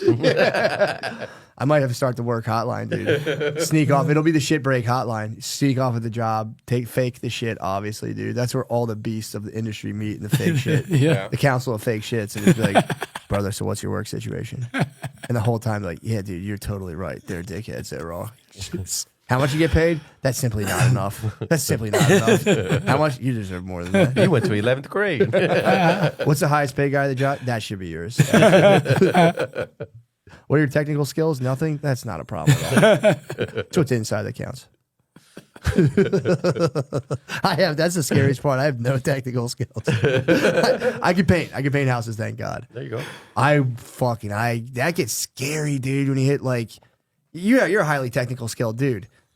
Yeah, you start hitting like you're approaching 40 with no technical skills, dude. I go to the back to the bottom of the barrel, dude. I'm fucked, man. I'm like, oh no. That gets scary as you get older, man. Shit sucks, bro. Gotta learn a skill. Gotta learn a skill. Which means you actually have skills, because a lot of those guys that have no skills in their 40, they think they're the greatest at everything. True that. Yeah. I'm humble as hell, bro. You don't find it more. What they humble call than me. the jack of all, the master of none. Yeah. That phrase makes me scared. Please don't say that. Please don't remind me, dude. But that quote's actually longer. It's like, it's better to be a jack of all trade. What is it? It's better to be a... Thank God. quote. Yeah. It's better to be a jack of all Yeah, trades you know a little than bit of master everything. Than a master. Better of be a none. handyman. He's pretty much what you're saying. Handyman getting pussy and all that shit. The full quote's actually the opposite. Master of none. Jack of all trades, master of none, though oftentimes better than master Oh, of hell one. yeah, man. And then they switched it around. That's kind of cool. So this was kind of telling me that dudes like me were right and are actually cool. Yeah. Jack of all trades, master of none, though oftentimes better than master of one. Jack of all trades, master of one. Think of all the MMA fighters. It's like, are they Exactly. the best boxers? No, but if you put them in just a ring, no rules, True. they'll beat the shit out of most boxers. Yeah. Oh, that's kind of cool. That's right. There's one No, I person dig for every that. job that needed to have it in town. Oh, okay, that makes sense. So there'd be a dude that would have to know how to like do everything. Yeah. That's kind of cool. The next time, oh, nice. But where the fuck did you learn this from? A podcast. I don't remember which one. Nice. I like that. Think about that's a good thing to think about. Jack of all trades, master of none. There's like a more high level concept than this of like it's called the pure alternus. It's like a eternal man child. So like what happens is you're in your imagination. You never actually commit yourself to anything. You just sit there jerking yourself off your whole life, going like, "Dude, I'd be so good at that." Mental masturbation. Yes, I'd be so fucking good. I'm actually kind of nasty at singing. If push comes to shove, I'll just be a singer songwriter. In the meantime, I'll try to be a comedian. If that all falls apart, I'll probably just be like an underworld. And you create this fantasy. This is like basically my life. This is embarrassing, but like you create this fantasy of yourself, but you never commit to yourself to anything in the real world, because when you do anything at all, it's extremely limiting, and it kind of like harshes your fantasy reality. Yeah. And you get exposed for like what you actually are. It's just like a skillless fucking worm. So like you constantly retreat to the fantasy, and the version of that saying is like, it's better to be an unreal whole than a real part of something, because you're in your head, you're this thing but you can't ever put yourself to the test, because you'll find out you're actually not. That's why you need an older father figure that shits on you. All the time, yeah. Yeah. Because otherwise you'll sit there and jerk yourself off forever. As soon as you actually try a thing, people are like, boo, you fucking suck. You guys just don't understand how fucking sick I actually am. Yeah, and you got to have the person being like, you'll never try it because you can't do shit. Exactly. You need that. Yeah. Yeah, man. That's you got to be able to feel your fucking ego just grate against reality, and you're like, it sucks. I actually do kind of suck. Fuck. Ah. But you look past that, and the hate for that father figure keeps you going. We've gotten to the bottom of it, dude. Well, dudes, thank you guys so much, man. Merry Christmas, everyone. I don't even know what day. I think Christmas is. Oh shit, it's fucking 5 days. Yeah. Holy shit. I didn't do any shopping. God damn it. Me either. Crap. My wife's gonna be mad. I'll have to get her something cool. I'll get her a necklace with my face on it. Dudes, thank you guys. Josh, always Yo, thank you so much. man. Bert, thank you for the reprisal. Dude, sweet. That was awesome. All right, brother. Start it. We're here. Dude, thanks again. I'm good. Thank you. I'll keel over and die. Oh, I know. These are awful. No, I'd probably be fine, but I'll just start like salivating. They make me like feels like when I would like steal cigars when I was little, you have too much nicotine, my Oh, the stomach worst. gets all fucking I crampy and weird. projectile vomited the other day. I got the 6s. And I've been doing these 3s, and I forgot, and just, I'd taken vitamins, and I was like sort of like Yeah. compulsively putting them on, and then just out of the blue, just suddenly like, just a spray of Yeah. vitamins. It's like a kid in the woods when you and your friend do dip and like they swallow the spit and they're like, So fucked up, man. kind of tight though. Yeah, it felt weird. What felt time good. was this? Was this like the middle of the day? It was right before I do this live thing with my Patreon. So I had to be like, excuse me. And I go and just fucking projectile vomit and then just wipe my face off like some heroin junkie. You know, like, oh, and then just start the show. You're like, thank you for our sponsors. Yeah, thank you to Zen. I'm trying to get addicted to nicotine. I take them, but it's just like I get like a spicy throat and my stomach starts like I get like hiccups and That's shit. poison. Oh well. I mean, that's your body True. reacting to poison. I'm trying to get into arsenic, you know, but just say. Well, everyone does them. I'm like, yeah, I Halifax. want them, dude. I want to take them and then like write like a Hemingway-esque novel. Oh yeah, that's definitely what they do. Oh my God, my writing skills 50% better on Zen. It's amazing. Well, dude, thanks for doing this for real. I appreciate it, man. Anytime. Oh, it's I was pumped, man. so excited to hang out with you. Thanks for coming down. I'm my new thing now is a take charge attitude. I'm a take charge, can do attitude. So Fuck yeah. we're starting this thing up right now. We got your Zins in. I got my fucking matcha. Hell yeah. Yeah, man. Well, dude. So I don't know how to start. I always feel weird starting these out, but like I know you. I know your stuff. I saw the Midnight Gospel. I had to watch Thank you. the last couple of nights. I started watching that. Very fucking sick. Thanks, man. So how like not to be too formal or weird, but like how did you? What was like your early experiences like? Like what got you into all this stuff? And, well, I don't know if you're like trajectory or anything. Like, I don't know like how you came to be. into the Midnight Gospel or into what? Life in general. Oh, dude. Starting at childhood. my I'm thinking about that because your mom was a therapist. and she got banged by my dad. There we go. Patient or no? What? Was he a patient? Was he a patient or Was he a patient of hers? Was No, he an this is anal before sand? she became a therapist. really? Yeah. So no, but he was a patient. She was visiting him. She was doing like service work, and so he was a patient at the Brunswick. It closed down, but it was what they call like mental asylums. You know, I don't think they call them that anymore. But he Yeah. was at a mental asylum.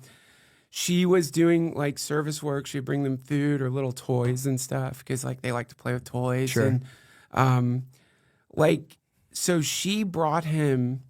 As you know, she loved telling the story. She brought him this like a baby rattle. Oh, you'd be surprised how many people in mental asylums just fucking love baby rattles. That's me. Sorry. It's all good. Hold on one second. Are you fucking with me? Is this a real story? Yeah. Shit. Okay, hold on. Sorry. I'm so all good. sorry. I don't know how to turn this off. It measures my blood sugar. Take this. It's all good. Blood sugar is important. So, they love rattles and stuff. Various toys, bells, and all that pacifiers. But he loved this fucking rattle, and he lost it. But she bought an extra rattle. Yeah. So she gave him that. He was so happy, so exuberant. The way she put it is like she just saw through the madness, the history of crime and stuff that people like that go through. And they made love. What? In the asylum. She gets fired. You can't hump in a mental For asylum, sure, yeah. right? He gets out because of some kind of like loophole. And Yeah. then, you know, they get married. What? And- yeah. And that was just. That's Are you fucking with me? Yes. That is not a true story. I'm so sorry. I don't know why I do that stuff. I knew you were fucking with me, but then I didn't want to be like, yeah, right, you're I'm lying. sorry. You did a good job pretending you believe me. I half believed you. Okay. I'm a very gullible person. Yeah, man. I don't know. Like, I don't know the answer to that question. I am too. We have to start preconception. I don't know.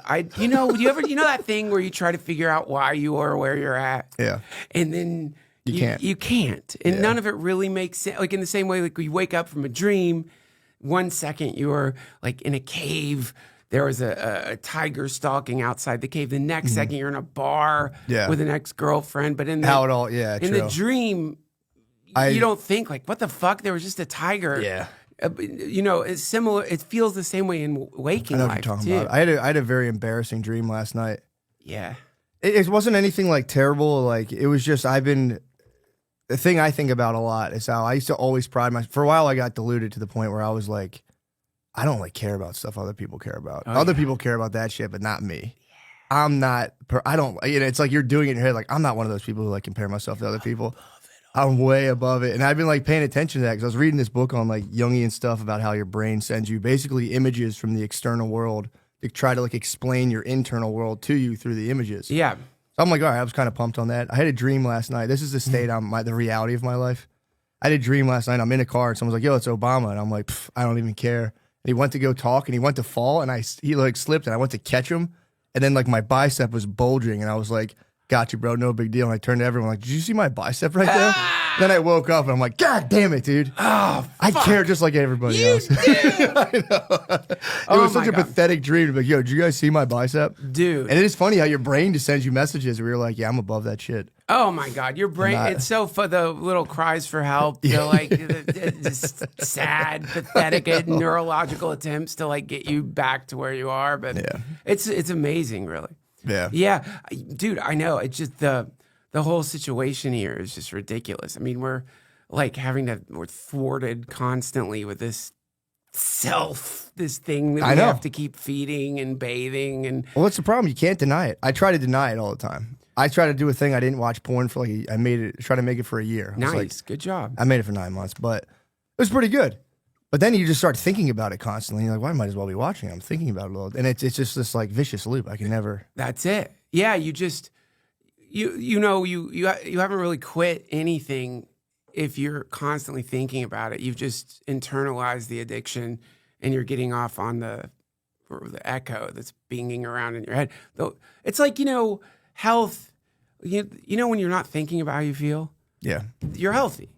That means health usually is just like a lack of symptoms to the point where you're just taking that current state for granted. True. So like when you really kick something, you don't even think about it anymore. It's just gone. When the relationship is truly over when you're not thinking about the person anymore. It's the quality of the mind that like engulfs external reality and then echoes it, simulates it, resurrects it, kills it nonstop. That is very frustrating for sure. Yeah, it sucks, man. Especially when you think you're above it all. And you have the dream, dude, where you're gripping Obama and you're like, just so you know, I'm not impressed by you at all. Everyone, did you just see what I just did? Above it all. I want to be above it all. I want to breach like a fucking whale right out of the default reality and look down on all these worldlings and roll my fucking whale eyes, and then just go back down. Like, I guess I'll be with you worldlings for a little bit longer. Yeah. The But it's just, you can't. The problem is, if everything you see is an approximation, a neurological approximation made by your mind, and then you can't be above anything because everything you're seeing is your mind. So how the fuck do you get above that? fuck. Exactly. It's you. You're fucking. You're seeing. It's like on Twitter. My big Twitter epiphany is I'm like scrolling through my timeline. I'm just like, God damn, man, fucking Twitter sucks. This shit is everyone's so fucking negative. And then I remember I followed every one of these people. Like I decided to tune into their realities. They're not burdening me with whatever the fuck it is they're bitching about. I invited them in. This is all my fault. I did. It's your universe. It's a creation of yours. Yeah. Yeah. The whole timeline, the absurd stuff. Yeah.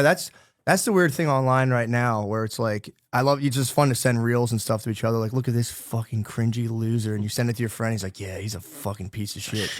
And then you're like, haha. And then I'll catch myself doing this for hours. I'm like, what the fuck am I doing? Oh, it's the best. Little mini crucifixions. Yeah. Check out this fucking loser. Your Nail friend's him to "We're the so much-" cross of judgment. Well, so if you walk around in public, and it is like, this is the vicious circle of it. Cause it's like, I like listen to when people talk, I like eavesdrop. And I swear to God, it's 90% of the time. You'll see two ladies, two guys, whoever. A lot of times I can hear the ladies' conversation better, but like, they'll be like fucking, like, they're always talking about another person. Always. How they're failing. I swear to God, if you just sit around in like a public place, Yeah. it's nonstop conversations about like fucking Cynthia's a fucking bitch. Yeah. And I'm like, I'll be like, dude, people are so fucking negative. And I'm like, oh, I'm talking shit on them. And it's like, Exactly. You're Can't- judging can't- them. They're judging Cynthia. I know. Cynthia's a bitch. I know. bet Cynthia's a bitch. But why is she a bitch? She's a fucking bitch because everyone around her is talking shit about other people. And True. then, so it's just echo. It's a fucking never ending neurological echo. Yeah. Parading around like the universe. And it's just totally normal to see you and me as different. I mean, we are obviously clearly we're supreme, yeah. supreme. We rise. What is it you're saying in the green that you said? I rise above humanity like what'd you say? Was it eagle or falcon? It was beautiful. I do this to other people. Don't do this to me. You did it. I like putting terrible things in their mouth. Yeah, Misquotes. yeah The true. best. Well, don't. I mean, I just like for the where it gets really hilarious is so then. Okay, so you are upset because you have not met your whatever particular ridiculous spiritual watermark you're supposed to be at, which for a lot of people is just like it's insane. Like I don't even know what that is. Like, are you numb? You're supposed to be like this numb Jesus who's like nothing touches you, nothing dude. moves the needle. Anything short of that, I'm furious. Yeah, exactly. Okay, right. So the final curse is that you end up talking shit about yourself to yourself.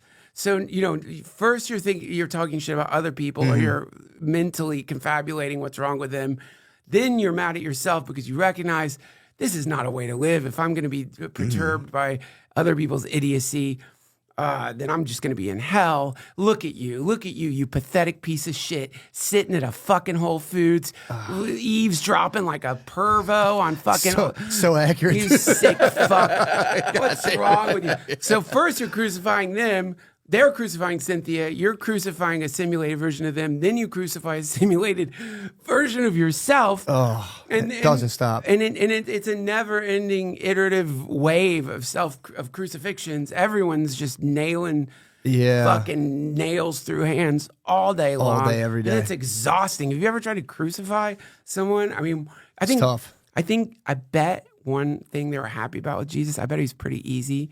He was thin, to yeah. crucify, but he's also kind of, I don't see him fighting. Like he didn't No. struggle. There's no punching. He's just Yeah. let them. But I bet like a lot of other people in those days did not True. take Spitting so- in your face and stuff. spitting in your face, Yeah. puking on you, Dude. fear piss, fear sweat, fear stink. I always talk to people and they're always like, dude, I'm like, it was probably so different back then. Like, it wasn't that different. I'm like, yeah, it fucking was, dude. You'd walk and see like a dude's head on a spike. Yeah. Like, that's way different. You would Even wa- if people still argued and shit, like, to walk outside your house and see a dude's severed head. For like doing something not that bad, probably. Yeah. God damn it! I don't know how to turn it off. I'm going to explain the backstory of this, and it's really embarrassing. So your mom had sex with a mental patient. Yeah, I can't believe you lied to me, dude. I'm sorry. That was a cheap joke. No, that was very funny because I was like, there's no way this is real. Then you're like, and then they made love. And I'm like, I mean, I could kind of see it. Let me see if I can turn this thing off. Dude, you should probably keep it up if it's going to be. If it's is that life-saving medical technology? The problem is I don't think you can change. I can change the alert sounds, which is really fun. Ambulance siren, Can you screaming really? woman. Fuck, I think I You're forgot gonna that die. one. Grim Reaper yelling, "You're gonna die."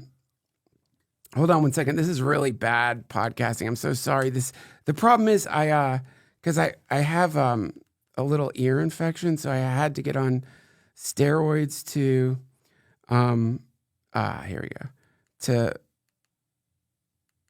to clear my ear, and it pushes your blood sugar up when you're on steroids. So this asshole all day long is like, Oh, that's not. There's no like wire connected. That's just taking the glucose measurement. it connects to this needle that's stuck in my arm here, so I Gotcha. get constant blood sugar reports, which is the most annoying fucking thing because my wife, like, thank Jesus, it used to connect to my wife's phone and it just stopped, which is just so great. So she would get kind of like if you She- ate a cookie, you were like a car alarm. You would start, your thing would go off. I'm like one of those. Ding, ding, ding, ding. Yes, a tagged animal. She could track me, knows my fucking blood sugar level at every goddamn fucking second. Damn. And it's wonderful because she's just trying to keep me alive. But For sure. it's obviously very annoying. It does take the fun out of who stole the cookies from the cookie jar. It does. Like and who? it- Me? Couldn't be. And it's like. And she'll be like, I don't want you to do what happened to Bob Saget to happen to you. What happened to him? Didn't he get like hit in the head with a hammer or something? He did. It wasn't blood sugar. He fucking like had a bloody. It was something terrible in a hotel room that no one understands. But still, Yeah. it's like, can you not put that in my fucking head? True. When I'm about to go on the road. Oh, like you're gonna die. She's worried you're gonna die in a hotel room. Yeah, now when I'm like taking a shower after a show, I'm like, and look down at the floor. I'm like, oh, what if I slip and fucking hit my head, and then her yeah. thing starts going off, and Yeah, I think about that with old age. It's like because they all take tumbles. When you're old, you fall and like break your femur, and you have to know like it's coming.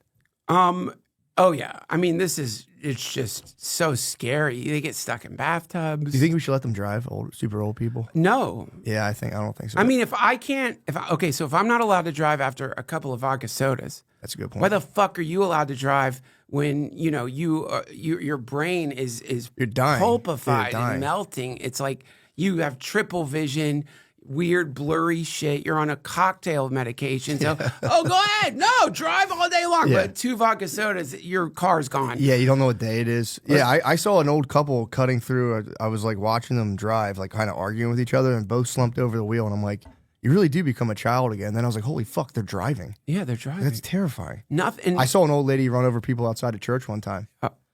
She just spaced out and just slowly. It wasn't too fast, but she fucking 10 miles an hour with a car does fuck you up. Dude, She was like bonk and just hit like 3 people. I cannot get this out of my head.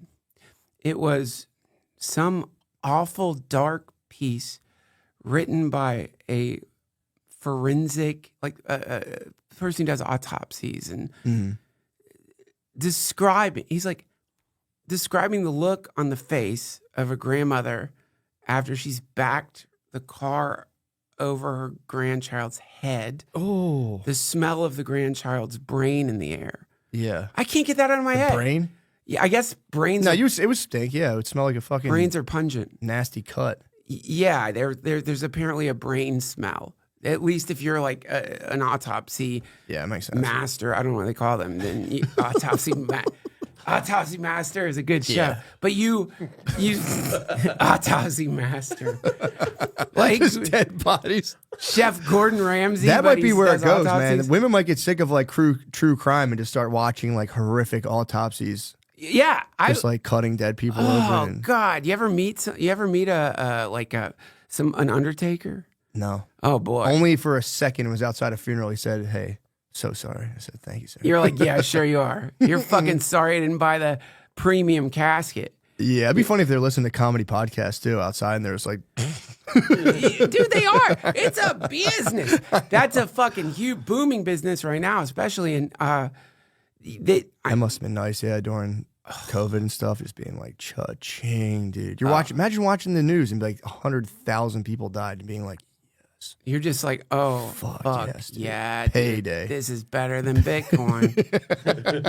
This is better Pay than dirt. this is the real crypto. it's got to be crazy when they get slow. When you're like, yo, come on, man. Come on, come And on. then finally someone dies, and you're like, thank fucking God, dude. Yeah, that's the like. Anytime I go to a doctor, I can't, just because as comedians, we're always thinking about selling tickets and what you're charging for tickets, how are you doing at shows, Yeah. and that's in anyone's mind who has a business. Oh yeah.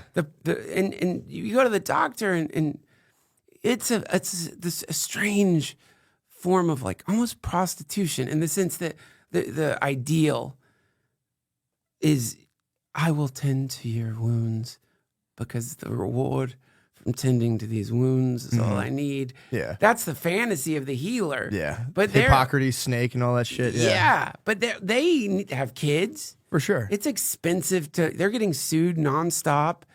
It's expensive they have medical debt or medical school debt, usually hundreds of thousands of dollars. They're way in debt.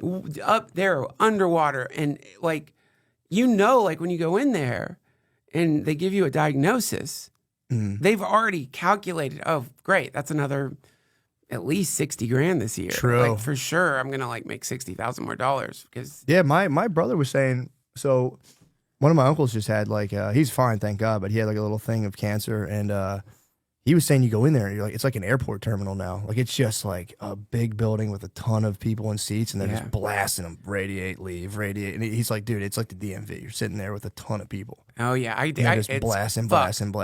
Radiation clinics, I got radiation and it's just like you're sitting around like everyone's just like, oh, this sucks so fucking bad and it's so expensive. You go in there, they put a lead cod piece on my dick. Like a cup? Yeah, to keep you from becoming infertile. Oh. And the music, they are playing music that they like. They're not asking you what music do you want to listen to while you're getting irradiated. So they're It's like playing Lady Gaga. Yes, It's exactly. nurse music, yeah. Or like they're not thinking about like once I was in there and they were playing "Celebrate Good Times" and celebration. It's like fuck you, man. I'm getting a laser of fucking death shot in my lymph nodes. You're playing this bull. You're making fun of me at that point. Yeah, you're rubbing it Yeah. in. Yeah, you're getting like the Darth Vader fucking that shit that they destroy planets with. Yes, into my, and it's just so the when it hits that level of just profit motive and they know, man, people have worked to figure out how do we make it faster. Like, what is the maximum dose of radiation that we can give to make it faster with the least possibility of some negative impact on you the don't want to patient. like explode. But you want to keep them fucking moving. Like, let's True. get out. And you're like, come on, guys. Meetings are probably, guys, you can get that fucking cod piece on faster. True. You got to get that shit faster, man. If we can fit in 2 more people a day in the course of a year, that's $500,000. True, yeah, they get you pumped up. Yeah, that's fuck, dude. Now I'm thinking maybe they know how to do it and like keep your hair in, but they want your hair to fall out. So people are like, oh yeah, I got my shit done. Like that way they know. You're advertising radiation. You're like, yeah, I got radiation. Like, I should probably get that. Yeah, dude. I might get it. I might just get blasted. Oh, it sucks. You'll I heard hate it's it. terrible. Yeah, It's terrible. Makes you sick. it's like preventative medicine though. Just go once a year and just get. I might start getting chemo, Just fucking get chemo once. Preventative chemo. prophylactic chemo. Why not? Yeah, what the fuck? Burn it out. Yeah, but don't reject. My body will regenerate. That'd be nice. Yeah, it might. It might not. Yeah, sure. I think I might get very sick. they were telling me, when I was choosing between radiation and chemo, because I was thinking the same thing. Like, let's just fucking firebomb. What's the difference? One of them can like the doctor was just like, get radiation. You're the It's like more statistical. local. Yeah. When you get cancer, it becomes the worst gambling game of your life because it's all just probabilities. So if you get chemo, you will have maybe 1% less chance of the cancer recurring with testicular cancer. I think you're starting, but if you do, but your lungs might turn into goop. Your lungs might just fucking dissolve. Now, if you get radiation, there's a 1% more of a chance that it won't catch it. It won't do it, and you might become infertile. So you're like, okay, lungs into goop, become infertile. 1%. What's that 1% look like? Yeah. So you have to make all these weird decisions that they can't make for you. You have to choose. Yeah, true. Yeah, but chemo. It from what I've heard, like Nasty. it's nasty. But Yeah, you I've get talked to people who've done it. It's super high. never feels happy about good. it. You get True, you get fucking- beautiful high. Get the chemo high. Oh yeah, just black. Oh boy, it's Look, I can smoke psychedelic, weed now. Sick. dude. No, I don't. I'm happy that you're. For anybody out there who is recovered from man, because it's a scary diagnosis. Fucking terrifying. but less scary than it used to be. True. COVID was everyone had to face death. at once. That was the bet. I did like that about that. Everyone Me had to too. be like, I might die. Me too. I was living there. I'd been living there for years. So when everyone met me at like something terrible is happening, we're all gonna die. I was like, I know, dude. I've been thinking this every day my whole life, dude. There was welcome to reality. It was a nightmare scenario because like I think to keep shit running the way we've got it running, you really need to in the West. You get that idea out of people's heads. So you don't want people thinking about death. You think about death, your priorities are going to change. You need the priority to be on like getting cool shit. Yeah. Getting a 6-pack, whatever, improving the way you look or improving your surroundings in some way. But the moment the whole planet has to like suddenly realize that we could die at any time. I was wiping my groceries down, spraying my groceries with fucking weird, probably very not good for you. Oh yeah, chemicals and just you did in the beginning when we had no idea. Mm-hmm. Yeah, nothing. Could be anything. I just had a kid. I had my first kid as soon as it started. And it was just like, I just told my wife, like, bro, this is just frontier rules. Like, we'll just see what happens. Like, Same. I had a pandemic, fresh pandemic baby. yeah. Oh my God, that was wild, man. It was cool because I gambled like, whatever. Like, it is what it is. And then, like, it all panned out. And I was like, hell yeah. Yeah. I knew it. Yeah. I don't know what I was right about. I was like, I knew it. Dude, yeah, there was an underlying sense that this is probably going to be okay. I felt that too, but they probably felt that during the Spanish flu in the beginning. True. They probably felt that during bubonic plague.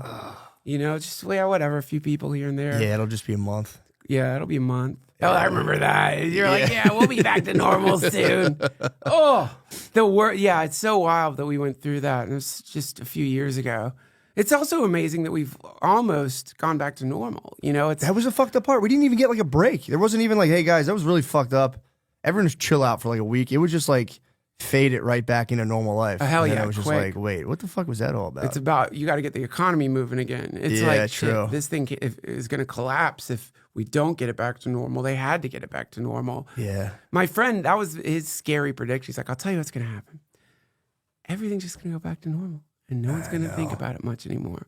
And that's what's the real scary shit. It's like humans we bounce right back into the old pattern. True. But what do you want? Like what's the new pattern that a new holiday? I said we should have had a new holiday. COVID day. Yeah, exactly. Like a COVID-19 kind of thing where it was like you got out. It was the day we were like, we're done with that. We've rid ourselves of the nasty virus. Yeah. And everyone has a day where they just like go outside and fucking day off. Yeah, do something. I don't know. We should commemorate that.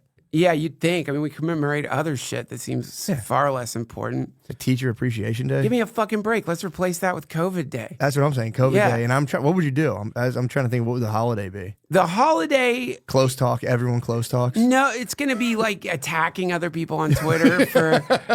You're wrong. You're right. Yeah. Like it's like what do they call it? What's that? The philosophical. I hate it when people do this, though, man. I hate it when people are familiar with the philosophical argumentative errors, like, logical fallacies. You're logical. Gaslighting my straw man and blah, blah, blah. That shit. It's like suddenly you're in the game of chess with someone you wanted to have a conversation with, and now they're doing. But it's appeal to authority. Yeah. So that was like the culture of the pandemic was appeal to authority. You don't know shit. Who are you? You're just a dumb fuck. I know you. You're an idiot. You don't know anything about fucking science. Why are you suddenly an expert on fucking science on either side of the fence? Yeah. Either you are an expert on how masks don't work, the vaccines are deadly, or suddenly you are an expert on the other side, and no one. Dude, I would try to retain that information. I'd watch like a 20-minute video of a guy being like, and then if you look at the double-blind placebo, and I'm like, all right, I got that part. And then they'd be like, and then it's a 0.03 variability rate. I'm like, all right, I could probably, my brain will like figure that one out if I just keep going. And I would just try to tell people about it. I'm like, I don't know, man. And you're smart. Like, I'm if you right. get to double three, if you can get past the double blind study, you're doing great. True. You went to college. Yeah, I got my master's in social work. There you go. So you had to take statistics. You don't though. They you take statistics and they're like, you don't have to know any of the math. Just know that like, if you don't have a big enough sample size, the study's probably bullshit. I remember that. Oh, that makes sense. I remember that. So like N equals 53. That's not a lot of people. And I was like, that makes sense. But you have to do any of the math. You had to learn the scientific method. You understand. True.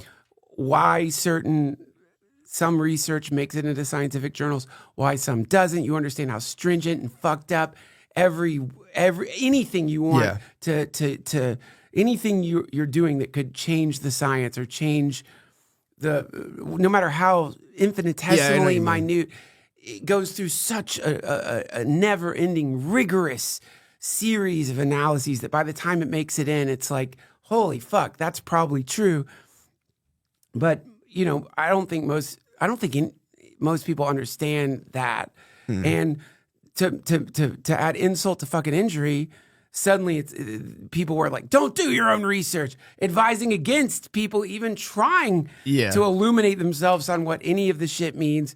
Everyone's getting these like I don't know, really dumbed down summaries of intense scientific research that is confusing to the scientists themselves, who a real scientist will say, I don't know. You have no idea. We have no idea. This could be something. We don't know. Science is never like, this is it. Yeah, this is no, we did. It's always like, well, right now, this is where we're at. Yeah. But it could change at any second. Yeah. So the whole thing fucking sucked. And you got medical fascists out there, and you got fucking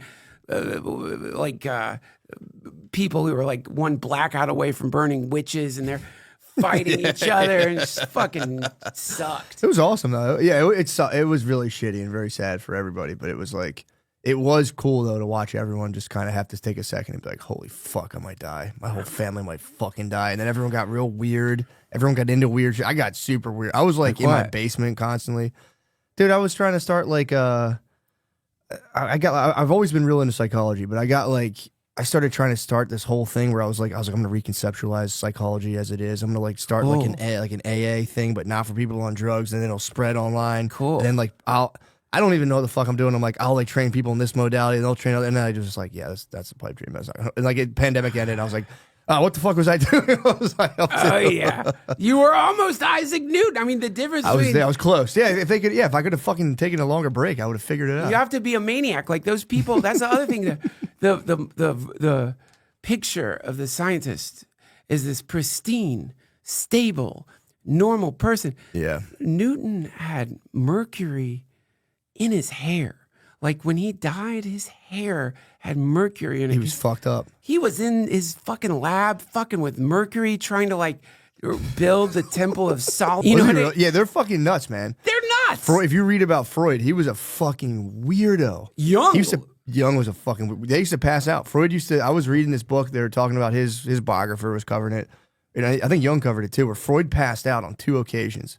The first time was Jung was telling him about the bogmen of northern Germany. So there was these guys who, like from prehistoric times, fell in this lake, and the lake had a certain type of acid in the water that melted their bones but leathered their skin. Yeah. So they dig up these bogmen, and Jung's telling, they're like at a big like psychoanalysis luncheon. He's like, yeah, these guys are like preserved. And Freud would get all bugged out and be like, why are you talking about all these dead guys? He's like, I think you want me to die. You have a death wish against me. And he fucking would faint. Oh my God. And the other time they're talking about like an Egyptian pharaoh.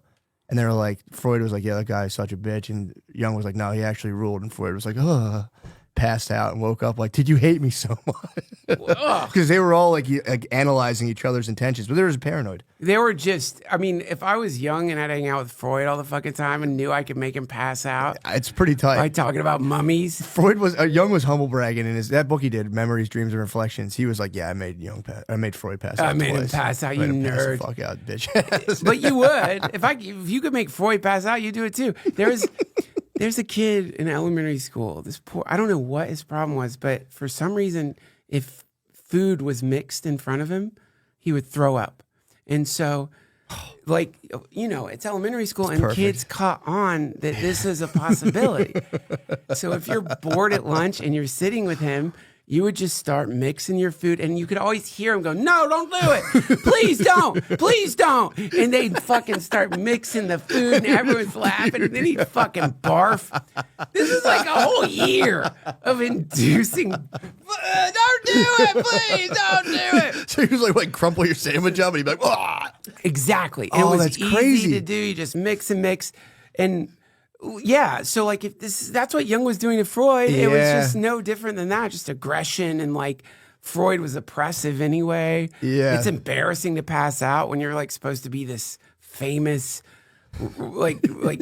someone healing others' minds. Yeah. You can't even hear a story about a fucking mummy bog without man. passing out, and then you're gonna be like, "You're trying to kill me." Yeah, he's like, you just want to fucking kill me, dude. You hate me. Yeah. Why won't you say I'm right? Yeah, 'cause they would. He like would apparently. It's kind of a cool concept. They talk about homosexual self-reproduction. Where back then, if you were, it's a funny idea, but they're saying like there's a level to which if you're like the material world's not good enough for you, having a family's not good enough for you, you want to take yourself and clone yourself into another male. It's called homosexual self-reproduction, where it's like, I'm going to fill you with all my knowledge.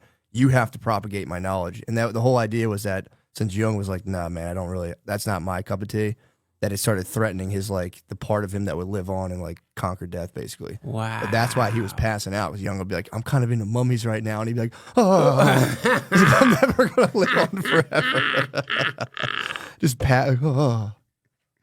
Wow, I didn't know that. I knew that they had tension between them. Because he thought, he was like, you're going to carry this on. Because he came up with this idea, and as he got older, it started kind of coming, because he was like, it's all about fucking coming for the most, I mean, obviously there's more to it, but like, he was like, sex is the most important. And other people were like, nah, there's other stuff that's important. Yeah. And he would spaz and be like, dude, if you fucking say that, I'm going to kill you. Like, don't do that. You're fucking my shit up. Fucking choke you till you're... But he was, dude, he was the fucking ultimate Mr. Like, he was trying to be, he was like, I'm right. I've fully pinned down I know. the human mind. I mean, maybe he wasn't that, whatever, but he was like, this is the deal. Yeah. Don't deviate. And then all of his followers were like, I think it's about this. And he'd be like, you fucking asshole.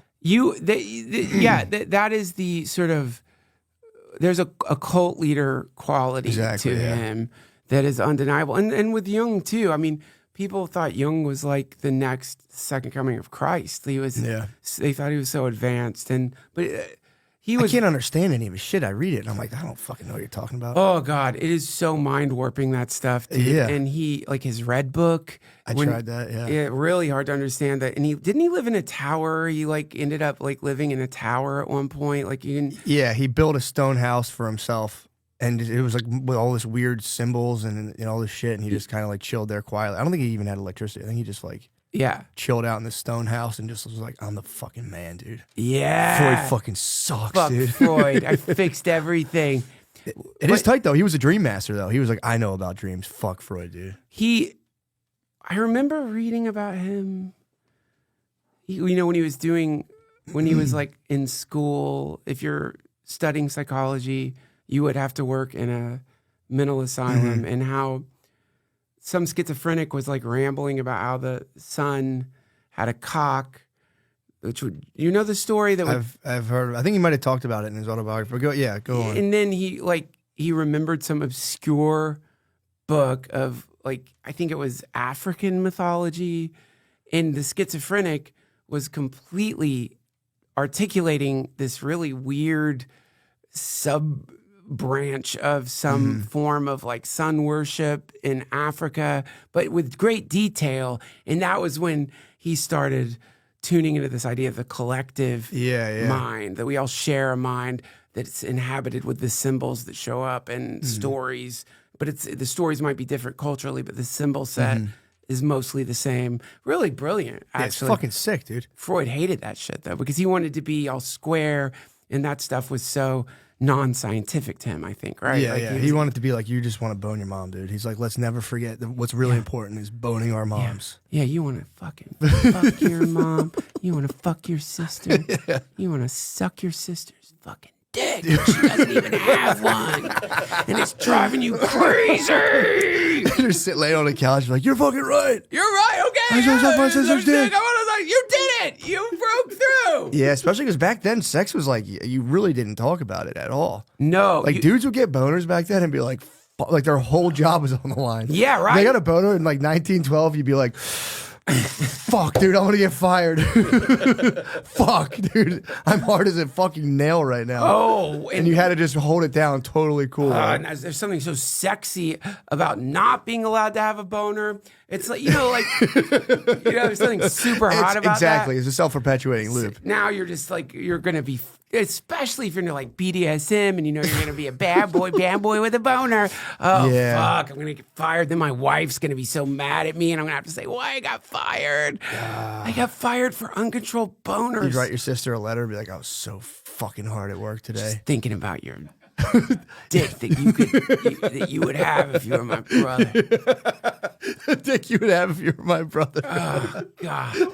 He has to lay on Freud's couch and he'd be like, this is all normal, dude. Oh, This yeah. is what drives you. Now you're getting to the nuts and bolts of who you truly are. Now you can grind. Can I play the song that I played for you? Speaking of sucking, I meant to start with dick. that, yeah. So this is this does connect everybody. I just want to play. This is like I'm. What's the app called? Sorry, what's the app So called? it's called Suno.ai. I wish I created it.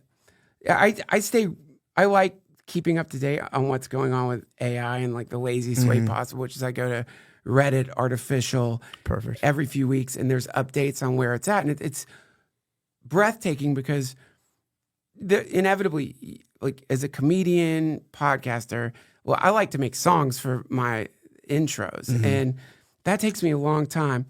And also I don't have a great singing voice. So the advent of AI to me, it was very exciting because it's like, oh shit, I bet at some point this will sing songs and make music. But then, months ago to pull that off you needed basically a PC. You could do it on Mac, but you have to go like hacker. Oh, you needed like a serious You have to setup. learn coding. You have to learn a little bit of JavaScript. You have to know how to use these arcane libraries and like you go into the terminal. Can you do that stuff? Can you do code After and stuff? that? No, I'm not good. I can, but I can follow directions. Gotcha. You open the terminal on your Mac and then you access these weird databases and you download all these weird files.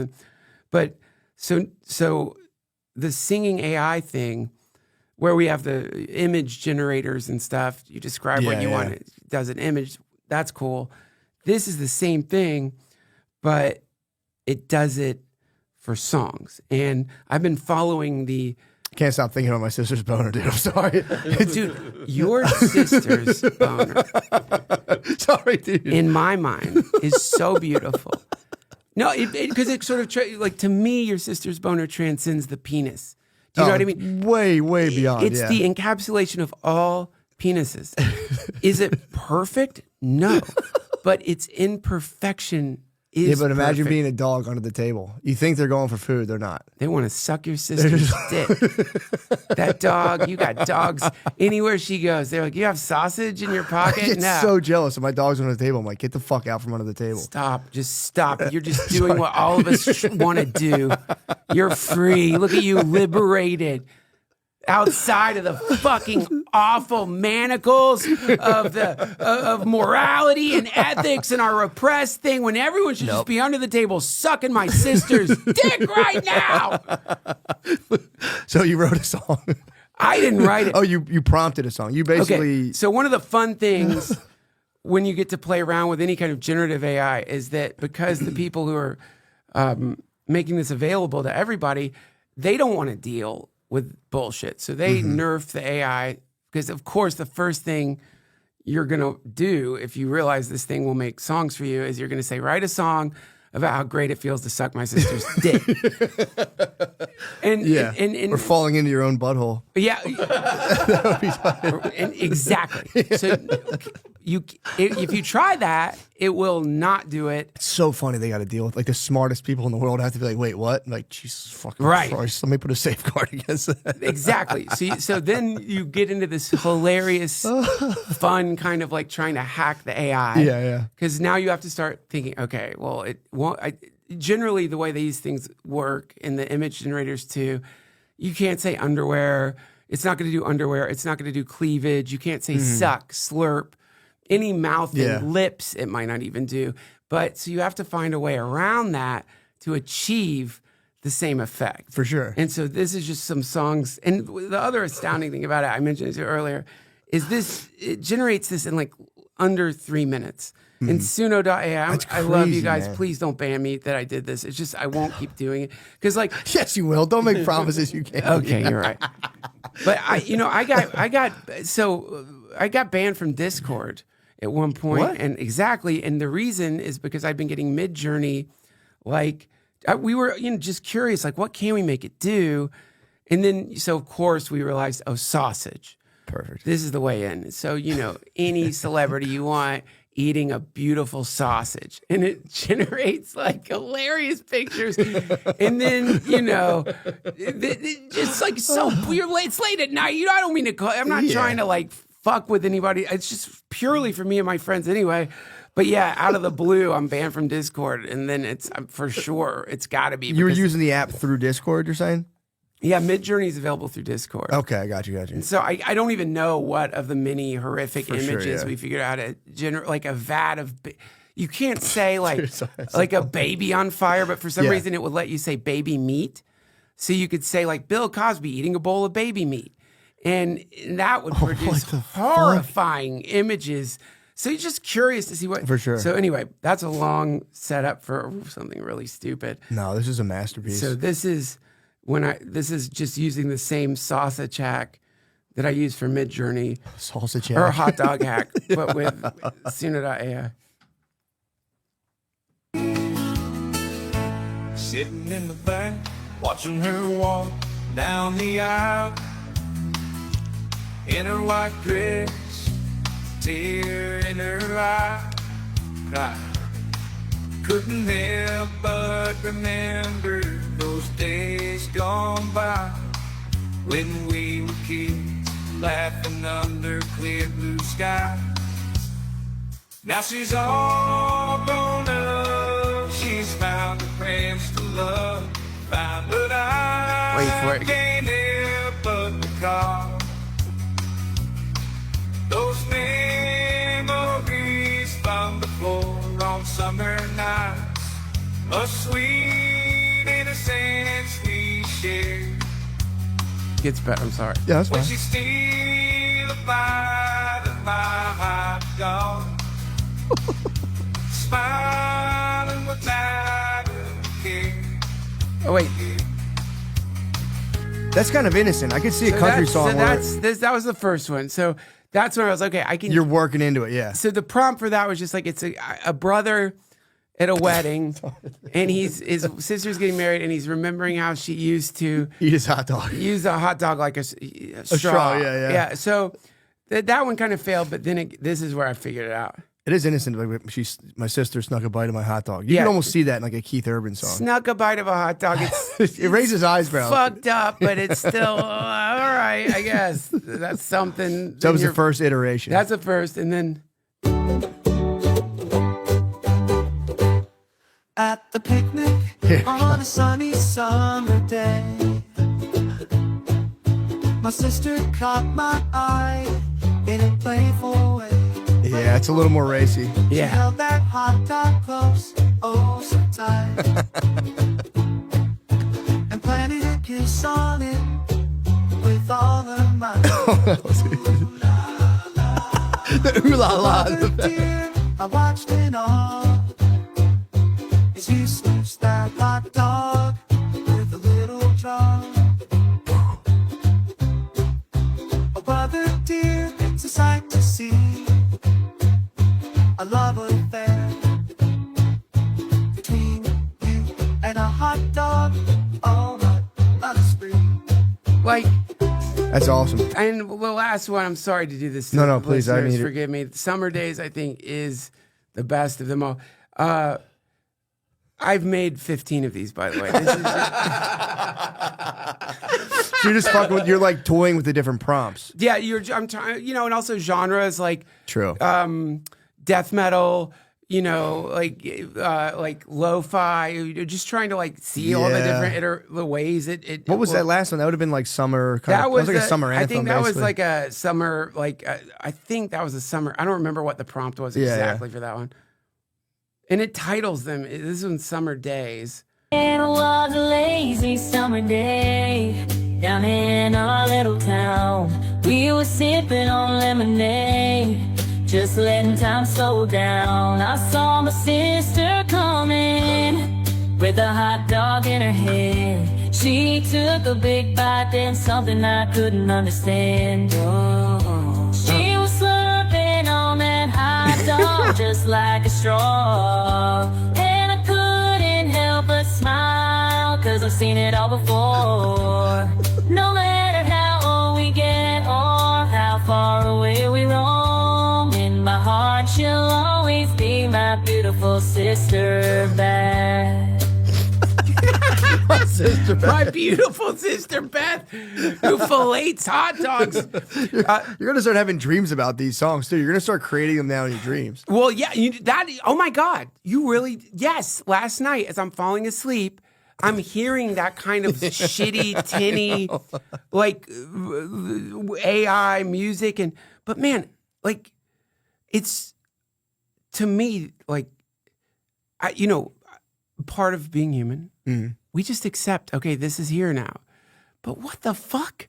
Like, Yeah. so that, like, it knows how to structure a song. It wrote the lyrics.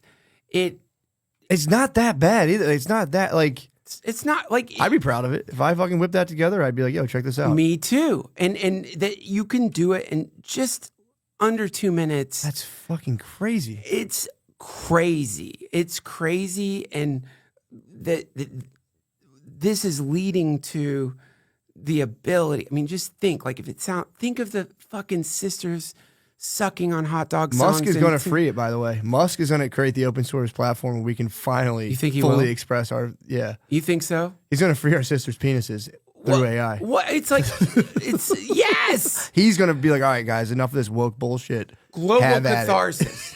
That'll be COVID day. That will be COVID day. Everyone finally just admits to each other we all want our sister to have a suckable penis. Dude, the statue we can put up. Oh, We can knock down Confederate generals and just have like our sisters with giant fucking pulling their bronze. dresses up and there's in the world lapping at their penises. World peace.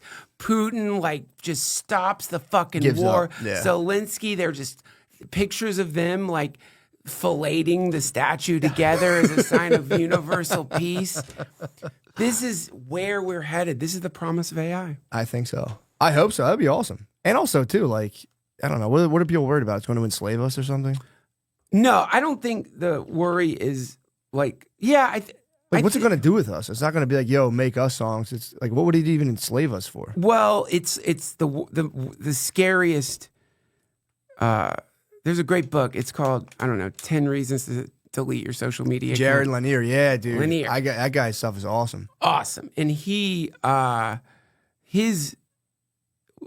where he's pointing out the danger is that, B.F. Skinner figured out how to, like, program animals. He's the one who could make pigeons dance or whatever. And like, the Skinnerian students were always at odds with like the Jungians or the more mystical, because they're just like, no, It's binary. stop. It's a fucking binary. Just stop. No, people don't want to fucking suck their sister's dick. Speak for That's not what themselves, it is. They don't want to say they're just they're just essentially subject to being hacked, and they think they're so brilliant, but they're not. Yeah. Go to any casino and look. It's B.F. Skinner. You can thank B.F. Skinner for Yeah. casinos. You can thank B.F. Skinner for TikTok, the algorithms, all of them based in his horrific, unethical, scary fucking research. We always hated the Skinnerians. I went to liberal arts school, and like, if you were like an edgelord, you would be into behaviorist. Yeah, you become a behaviorist. That's the name for it. He was. Didn't you know he tried to write a book to like be like, I'm actually not a bad guy. It was called Walden 2. Yeah, And he wrote this book where he's like, I'm cool. Here's all the stuff we could do for it. It was all about like bending large populations to your will. He was like, to be nice.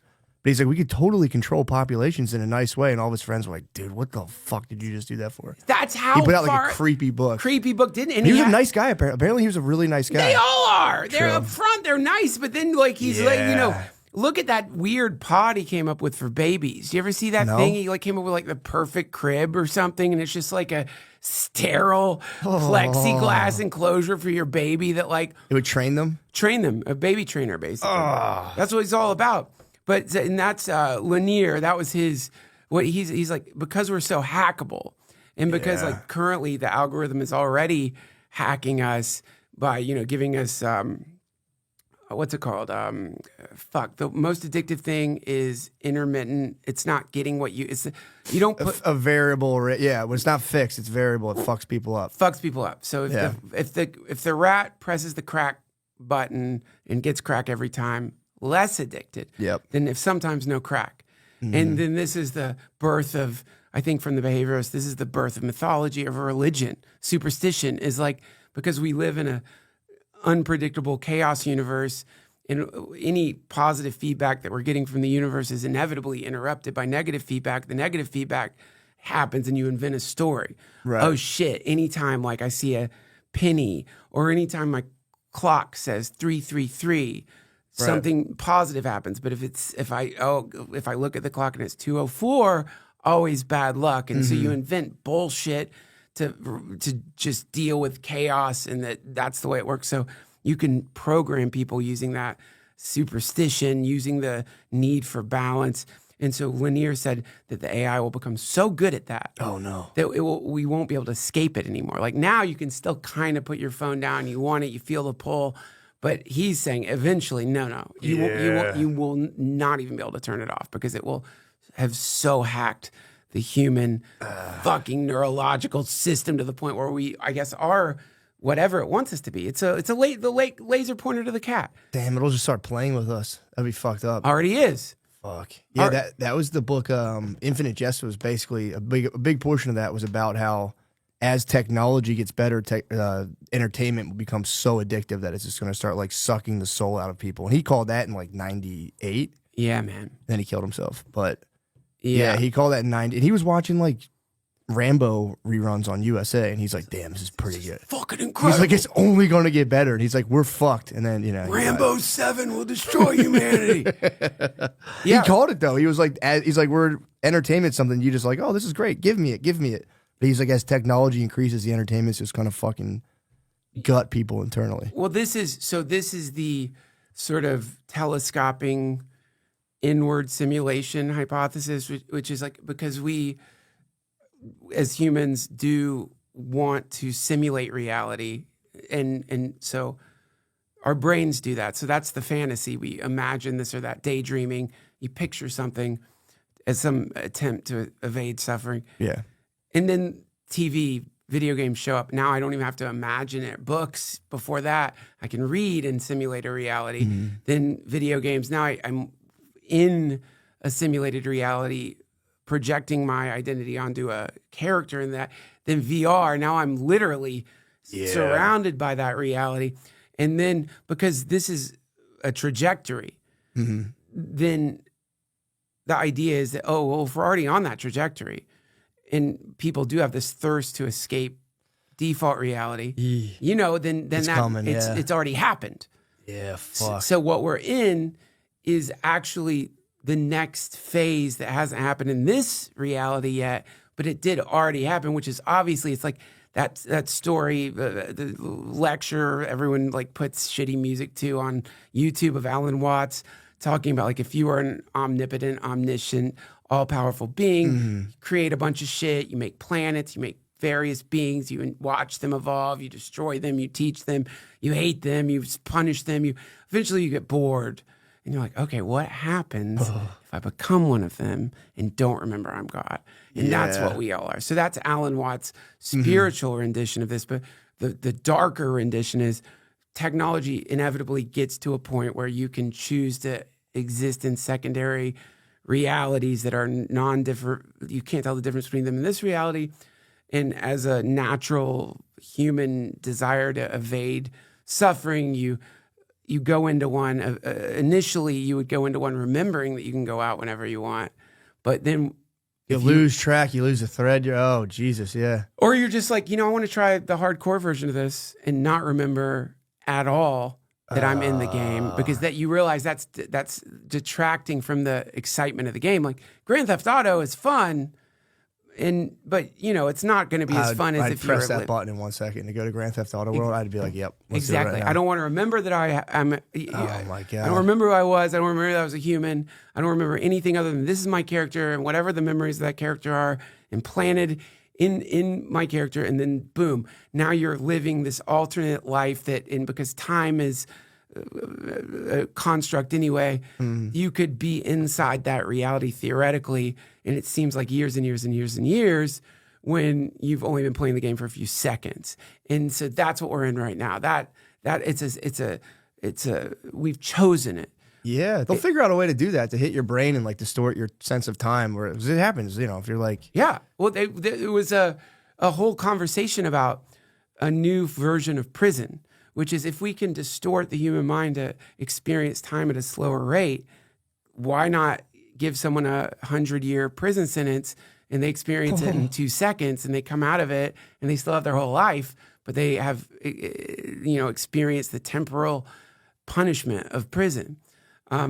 And that's crazy. Crazy. You could have like Prisoner of Azkaban or whatever, fucking from Harry Potter. You could be in there for like 1,000. You can get 1,000-year mental sentence. Exactly, 1,000-year mental sentence, way cheaper because housing prisoners is expensive. Yeah. All you need to do is put them in like a lobby, and just like 2 seconds later, they're screaming. Damn. And then that's the other sort of hypothesis about human reality is that it's a prison. We are that. We are those prisoners. The whole original sin thing is we were gods or godlike beings that fucked up to punish us. Oh, it sucks. They dropped us into the human incarnation as a form of rehabilitation. Like, okay, no, now guess what? You can't put your dick in black holes.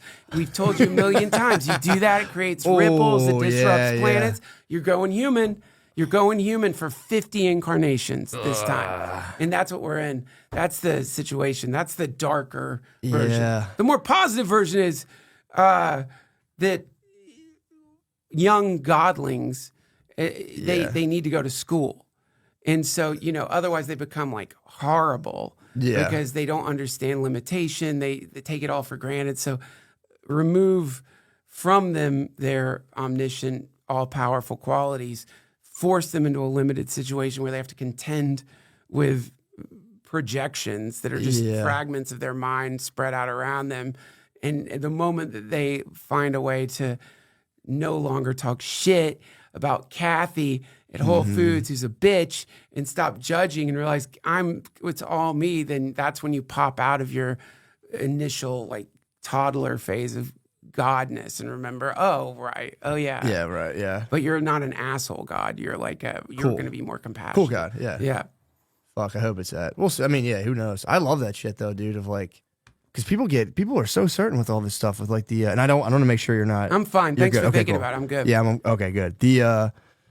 A lot of people love that. I've been like, I always battle materialists who are always kind of like, yeah, dude, you're just a collection of physical processes. Your consciousness is just like a thing emanating off of that. It's inherently worthless. And it's like, so if that's the case, I was talking to an owner of a comedy club this weekend about it. And he was like, this just makes me feel weird. I don't want to talk about this. But like, if I'm a purely physical being with, my brain's things are spinning, blah, blah, blah, that emanates consciousness. Why would then not the universe, a physical process, emanate a super consciousness at scale? Right. Like, why is that weird to think about? I tell Well, people that all the time. Like, why is that weird? If we produce consciousness, if I was like a materialist, physical guy, like we're just a bag of meat and water and that's all we are, consciousness is like, why wouldn't like gigantic galaxy systems produce consciousness as well? yes. So this is, in Buddhism, this is the difference between relative reality, relative truth, or sort of the truth of what's happening right now, which is you are a physical manifestation. There is stuff here. This is relative reality. So when that gets extreme, it becomes nihilism. So that's where we're just like, it's almost like, I read this, like consciousness is basically like car exhaust, but for an advanced, it's like, you're self-aware is almost a byproduct of the millions and billions of computations happening at every second in your brain. Why are these guys trying to neg consciousness? I just don't understand. It's like they're like these big prominent scientists trying to neg consciousness. Like it's just this fucking shit. It's like they're cool duding it. It's like, okay, dude. Well, it's unquantifiable. True, like so, yeah, that's yeah. annoying. It thwarts you at every step of the way because, in the all knowledge itself, kind of it like has to deal with the fact that at the back end of all that, it needs awareness. Knowledge is dependent on awareness. And so by saying awareness itself is accident, you accidentally nullify that whatever it is that you've come up with, in the sense that anything produced from mental calculations is flawed inherently, in that its origin point is a malfunction, a byproduct, an unquantifiable thing. And I think there's probably something really exciting about that for people. I mean, that's fucking cool. It's like, you know, it gives you a chance to rise above in this really great, you look, all these fucking robots thinking they're True. It's the NPCs. same- yeah, that yeah. new snobby fucking way. It's an NPC. yeah. It's not even real. Main It doesn't- character's an NPC. Yeah. Some scientific version of that. But then on the other side of it, you get the comedy club owners' argument, which is called absolute reality or eternalism when it gets imbalanced. So eternalism, this is where, to fix the problem, you say there is some fundamental eternal thing, a soul, a selfness, a world soul, universe soul. This inevitably turns into a God. The God is this, like, you know, non-changing, I guess, perfect being that knows what it's doing. Now you can bank on that. That's a relief. So sweet. On one side, you can sort of, any shitty thing you've done in the world, you can be like, who gives a fuck? I'm just a goddamn robot that's like confused. Who cares? Everyone else is a robot. Did I hurt somebody? I hurt a robot. Oh, wah. Fucking. Did I cheat on my robot wife? Whatever, dude. We're cyborgs. Exactly. Yeah, exactly. God damn, dude. The other side. Just tell their wives they cheated on them. man. Yeah. Why Rather did than you try to go- neg everyone's What are consciousness. you gonna fucking tell your wife that? You're gonna confuse her programming? Just stop. Stop with your petty attempts to establish some morality or ethics or anything. You're just a robot. So yeah, both sides of them are flawed in that. On one of them, you've attempted to deal with the problem of being temporary by annihilating everything, and for a lot of people, the motivation behind that is they think it'll end suffering. The other side, you're leaning into, well, you know, yeah, I'm an idiot, but something's in charge, and I'm going to lean into that thing because that will save me. That thing will save me. Both of them are flawed, I think, but somewhere in between is where it's happening, which is like they're both happening at the same time. There's, True, yeah. you know, and there's relative reality. This is real. Don't be a fucking asshole and suddenly like Don't neg relative reality. you yeah. go to your ayahuasca retreat and cut up your fucking credit cards because you saw End of the Wild and blah blah. No, Yeah. you're here. There's no way out. But Yeah. then also like, don't. You have to find the place in between these two, and then that's where you start. At least from what I like reading about. That makes sense, yeah. Don't Yeah. go too wild on the other stuff. Basically, like Doomsday Death Cult of like, bro, Yeah. wait till we die. It's going to be so sweet. Yeah. Oh, Versus dudes being like, bro, none of this is all bullshit in your head. And you know what, as they say, opposites stand back to back. So both have this concept of heaven baked in. The nihilists' concept of heaven is what, oh God, who drank the hemlock? Oh, Socrates. Socrates. His Yeah. apology is hilarious. Dude, that was the best. When he goes on, he's like, yeah, I'm right. You guys are fucking bitches, dude. If And they told him, like, you don't have to drink it. He was like, I'm drinking it. I'm Slammed drinking the it. hemlock. He's like, no, you guys told me to drink the hemlock. I'm drinking the hemlock. oh no, but Don't get out of this. I'm going to drink it, and then I'm going to leave you with the most brutal roast Yeah. that you will not just have to deal with, but historically, you will be roasted eternally after killing me. Yeah. But within that apology is, if I drink this hemlock and I go into the deepest sleep where I have no awareness, then you have given me the greatest gift anyone could have given me, like an end to suffering. Thank you. So this is the nihilist heaven, is you die and you're off the fucking hook. It's over, baby. It doesn't matter. You are fucking Jeffrey Dahmer, or if you are the Dalai fucking Lama, it's the same destination, just complete extinguishment of all suffering. Mwah, heaven. On the other side, you're maintaining some sentience, but then you're in, like, depending on your depiction of heaven, a place of like varying degrees of sense gratification. Yeah, true. You're no longer encumbered by your own mortality. You Getting live big forever. up at every turn. Everyone's like, oh, dude, you're a fucking man. Like, Yeah. Thanks, dude. And so these two fight You know, because one is like, yeah, streets of gold. Really? You want to fucking walk down streets of gold? How soon before that gets boring? You really believe that shit? And the other side, they're like, you're missing your chance for paradise. The devil has trapped you. Both of them are confabulating something that no one knows. Yeah, exactly. It's a mystery. That is intolerable. Yeah, true. That's where it's at. Because like that feeling of not knowing is just sand in the diaper of the human mind. It's fucked up, dude. It really, especially as you get older. It's like when someone touches your belly button. Yeah. You have to fucking sit there. You don't know. No idea. That's the reality. That's the real reality. It's like, you just don't know. Yeah. And you have to deal with that. You just have to sit in not knowing. It And sucks. it sucks. But it's like the cold dip. You go in it for the first few seconds. It sucks. A little bit longer. It's not so bad. True. Yeah. No, it is good. It's scarier to be like, I have this totally figured out. Here's the deal. And then you basically just attack anybody who disagrees. Where you're like, you can't. If you disagree with me, you're spinning me out on a level that's fucked up. And that is fun. Yeah, true. Now you can go to war. Now you get to be at war to distract yourself. I do like that though, because it's like I like talking about this stuff because it is fun too. Because like people are just sitting at work and all of a sudden they're just like they get taken to like the point of death beyond, and you're like, I'm gonna go to the bathroom. This is fucked up. Yeah. Because it is funny to be at your job and have to like confront your death and be like the idea of non-existence is what fucks people up. Oh yeah. And they're just like, oh well, and it fucks me up too. I mean, it's fucking crazy.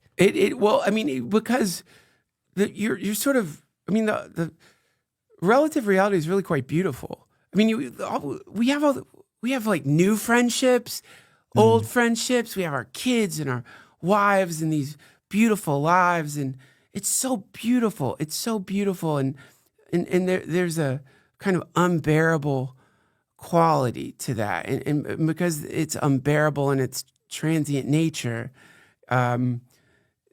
when presented the reality that it won't last, you get confused, and your love of life suddenly turns into a fear of death, when really all you're experiencing is how much you love this place. You love it so much that you hear about this stuff when you're at work and you have to go like take a shit, jerk off, think about your fucking sisters. Hard reset. That's a hard reset. Throbbing dick. Because they'll forget. They will in 10 minutes. They'll be in traffic, just being like, "Fuck, this traffic sucks." Exactly. And well, that's the book, the Denial of Death. It's I think Ernest Becker. Oh yeah. It's so fucking sick. And his idea was that like this thought of dying. You're like biologically attuned to it. Like if you're a baby in the crib, you leave a baby in the crib. It's as an organism being like, I'm dying. Yeah. I'm about to be left behind. And you, like your body's just equipped with the knowledge if you're a baby and you're by yourself, instinctively you're like, I'm dying. And you freak the fuck out. But you never get over that fear of death. And his whole argument is that societies at best can offer you a hero system where you can kind of enter in, fulfill like a heroic role. And then through the heroic role, you somehow in your head, you trick yourself into being like, I'm transcending death because I'll live on forever, X, Y, and Z. Then human beings are programmed biologically to never want to be second best either. So then you get into all this like weird, like symbolic comparison where you're like, well, that guy has a Audi. I have a fucking whatever, a Fiat. And you start being like, and people get into these weird things and you're supposed to somehow rise above it so hard that you're like, I live on forever as a hero. But once there's not enough heroic roles, then society starts to break down because everyone's getting like pummeled with the fear of death, fear of non-existence, feeling of smallness, and it just spins everyone out. Ooh, and everyone's hit with this. Nobody can get out of it. Well, there's a saying that you'll hear in the spiritual communities, which is we carry death on our shoulder. So, one version of it is love everyone, serve everyone, remember God, but it also gets translated as love everyone, serve everyone, remember you're going to die. So that never for a second do you let that imminent reality escape your consciousness, because if you do, then you miss out on really experiencing existence as it is. This is why you always hear people who have survived cancer or people who are not going to survive cancer, they're like, I've never been happier. I'm so tuned in. I'm so like in the world now and so like happy because they're living in reality. They're not walking around in some like with an imaginary force field. That in that book they call it your character armor. From a child, you deal with the problem of helplessness by creating this character that you then gets thrown into a hero system to like transcend your own death. The whole point of the guy's like, dude, don't do that. Except you're going to die and think about it all the time. And remember, the thing is like the contemplation of death. It doesn't mean suddenly you're going to be wearing black lipstick and that you're depressed. It actually is paradoxical in that it really helps you appreciate life in such a grand way. That's the best. For stress, it's the best. I'll stress about stuff, and I'm like, yeah, but then I'm going to die. And I'm like, no, whatever. Fuck. When our kids are having a tantrum, I'm like, you know you're going to fucking die, right, Bubba? You know this isn't fucking permanent, right? You know who's probably statistically going to die first? Old diabetes daddy here, Bubba. But this is there was I think they do it. Maybe they still do it in some forms of Buddhism, Theravadan Buddhism. I think the forest monks, I'm sorry, the Buddhists out there, I'm so confused, but they would sit a lot of them. They would sit on the edge of pits where bodies have been thrown and watch the bodies decompose as a meditation. So you would sit and you would meditate watching the decomposition process to fully understand completely, inarguably, that because you also have a body. That's you. Your face is going to puff. You're going to turn green. Your eyes are going to get all fucking puffed out. Oh. Birds will eat your flesh. You will. Could you pinch your nose? Could you sit there the whole time? You're a pussy. True.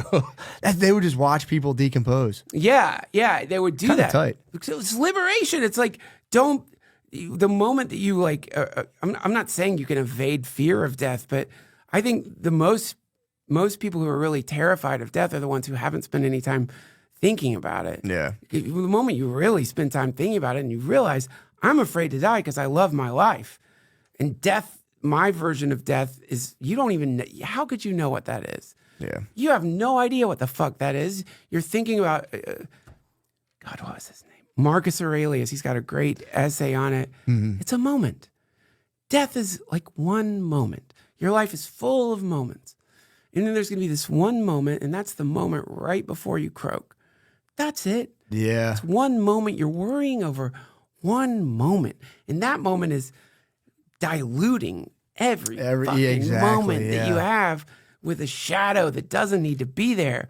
Let that moment be its own thing. It'll take care of itself. True. You know, Ram Dass would say dying is completely safe. It's the most natural fucking thing there is. It is, dude. Yeah, that's what I always told my mom. My mom would always bug me out. She'd always, like when I was doing stand-up, she's like, you got to do something else. She's like, what are you going to do when you're 60 or 70? It's like, I'll fucking die of thirst. I don't know. I'll become a ward of the state. I don't know. Like I was like, I'm not worried about that. Yeah. I want to try to do my best. And then she was like, eventually she chilled, but she that's was not going to calm my mom down. I know. I'll be a ward of the state, mama. They'll fucking feed me gruel in a shit house. That's what I would tell her.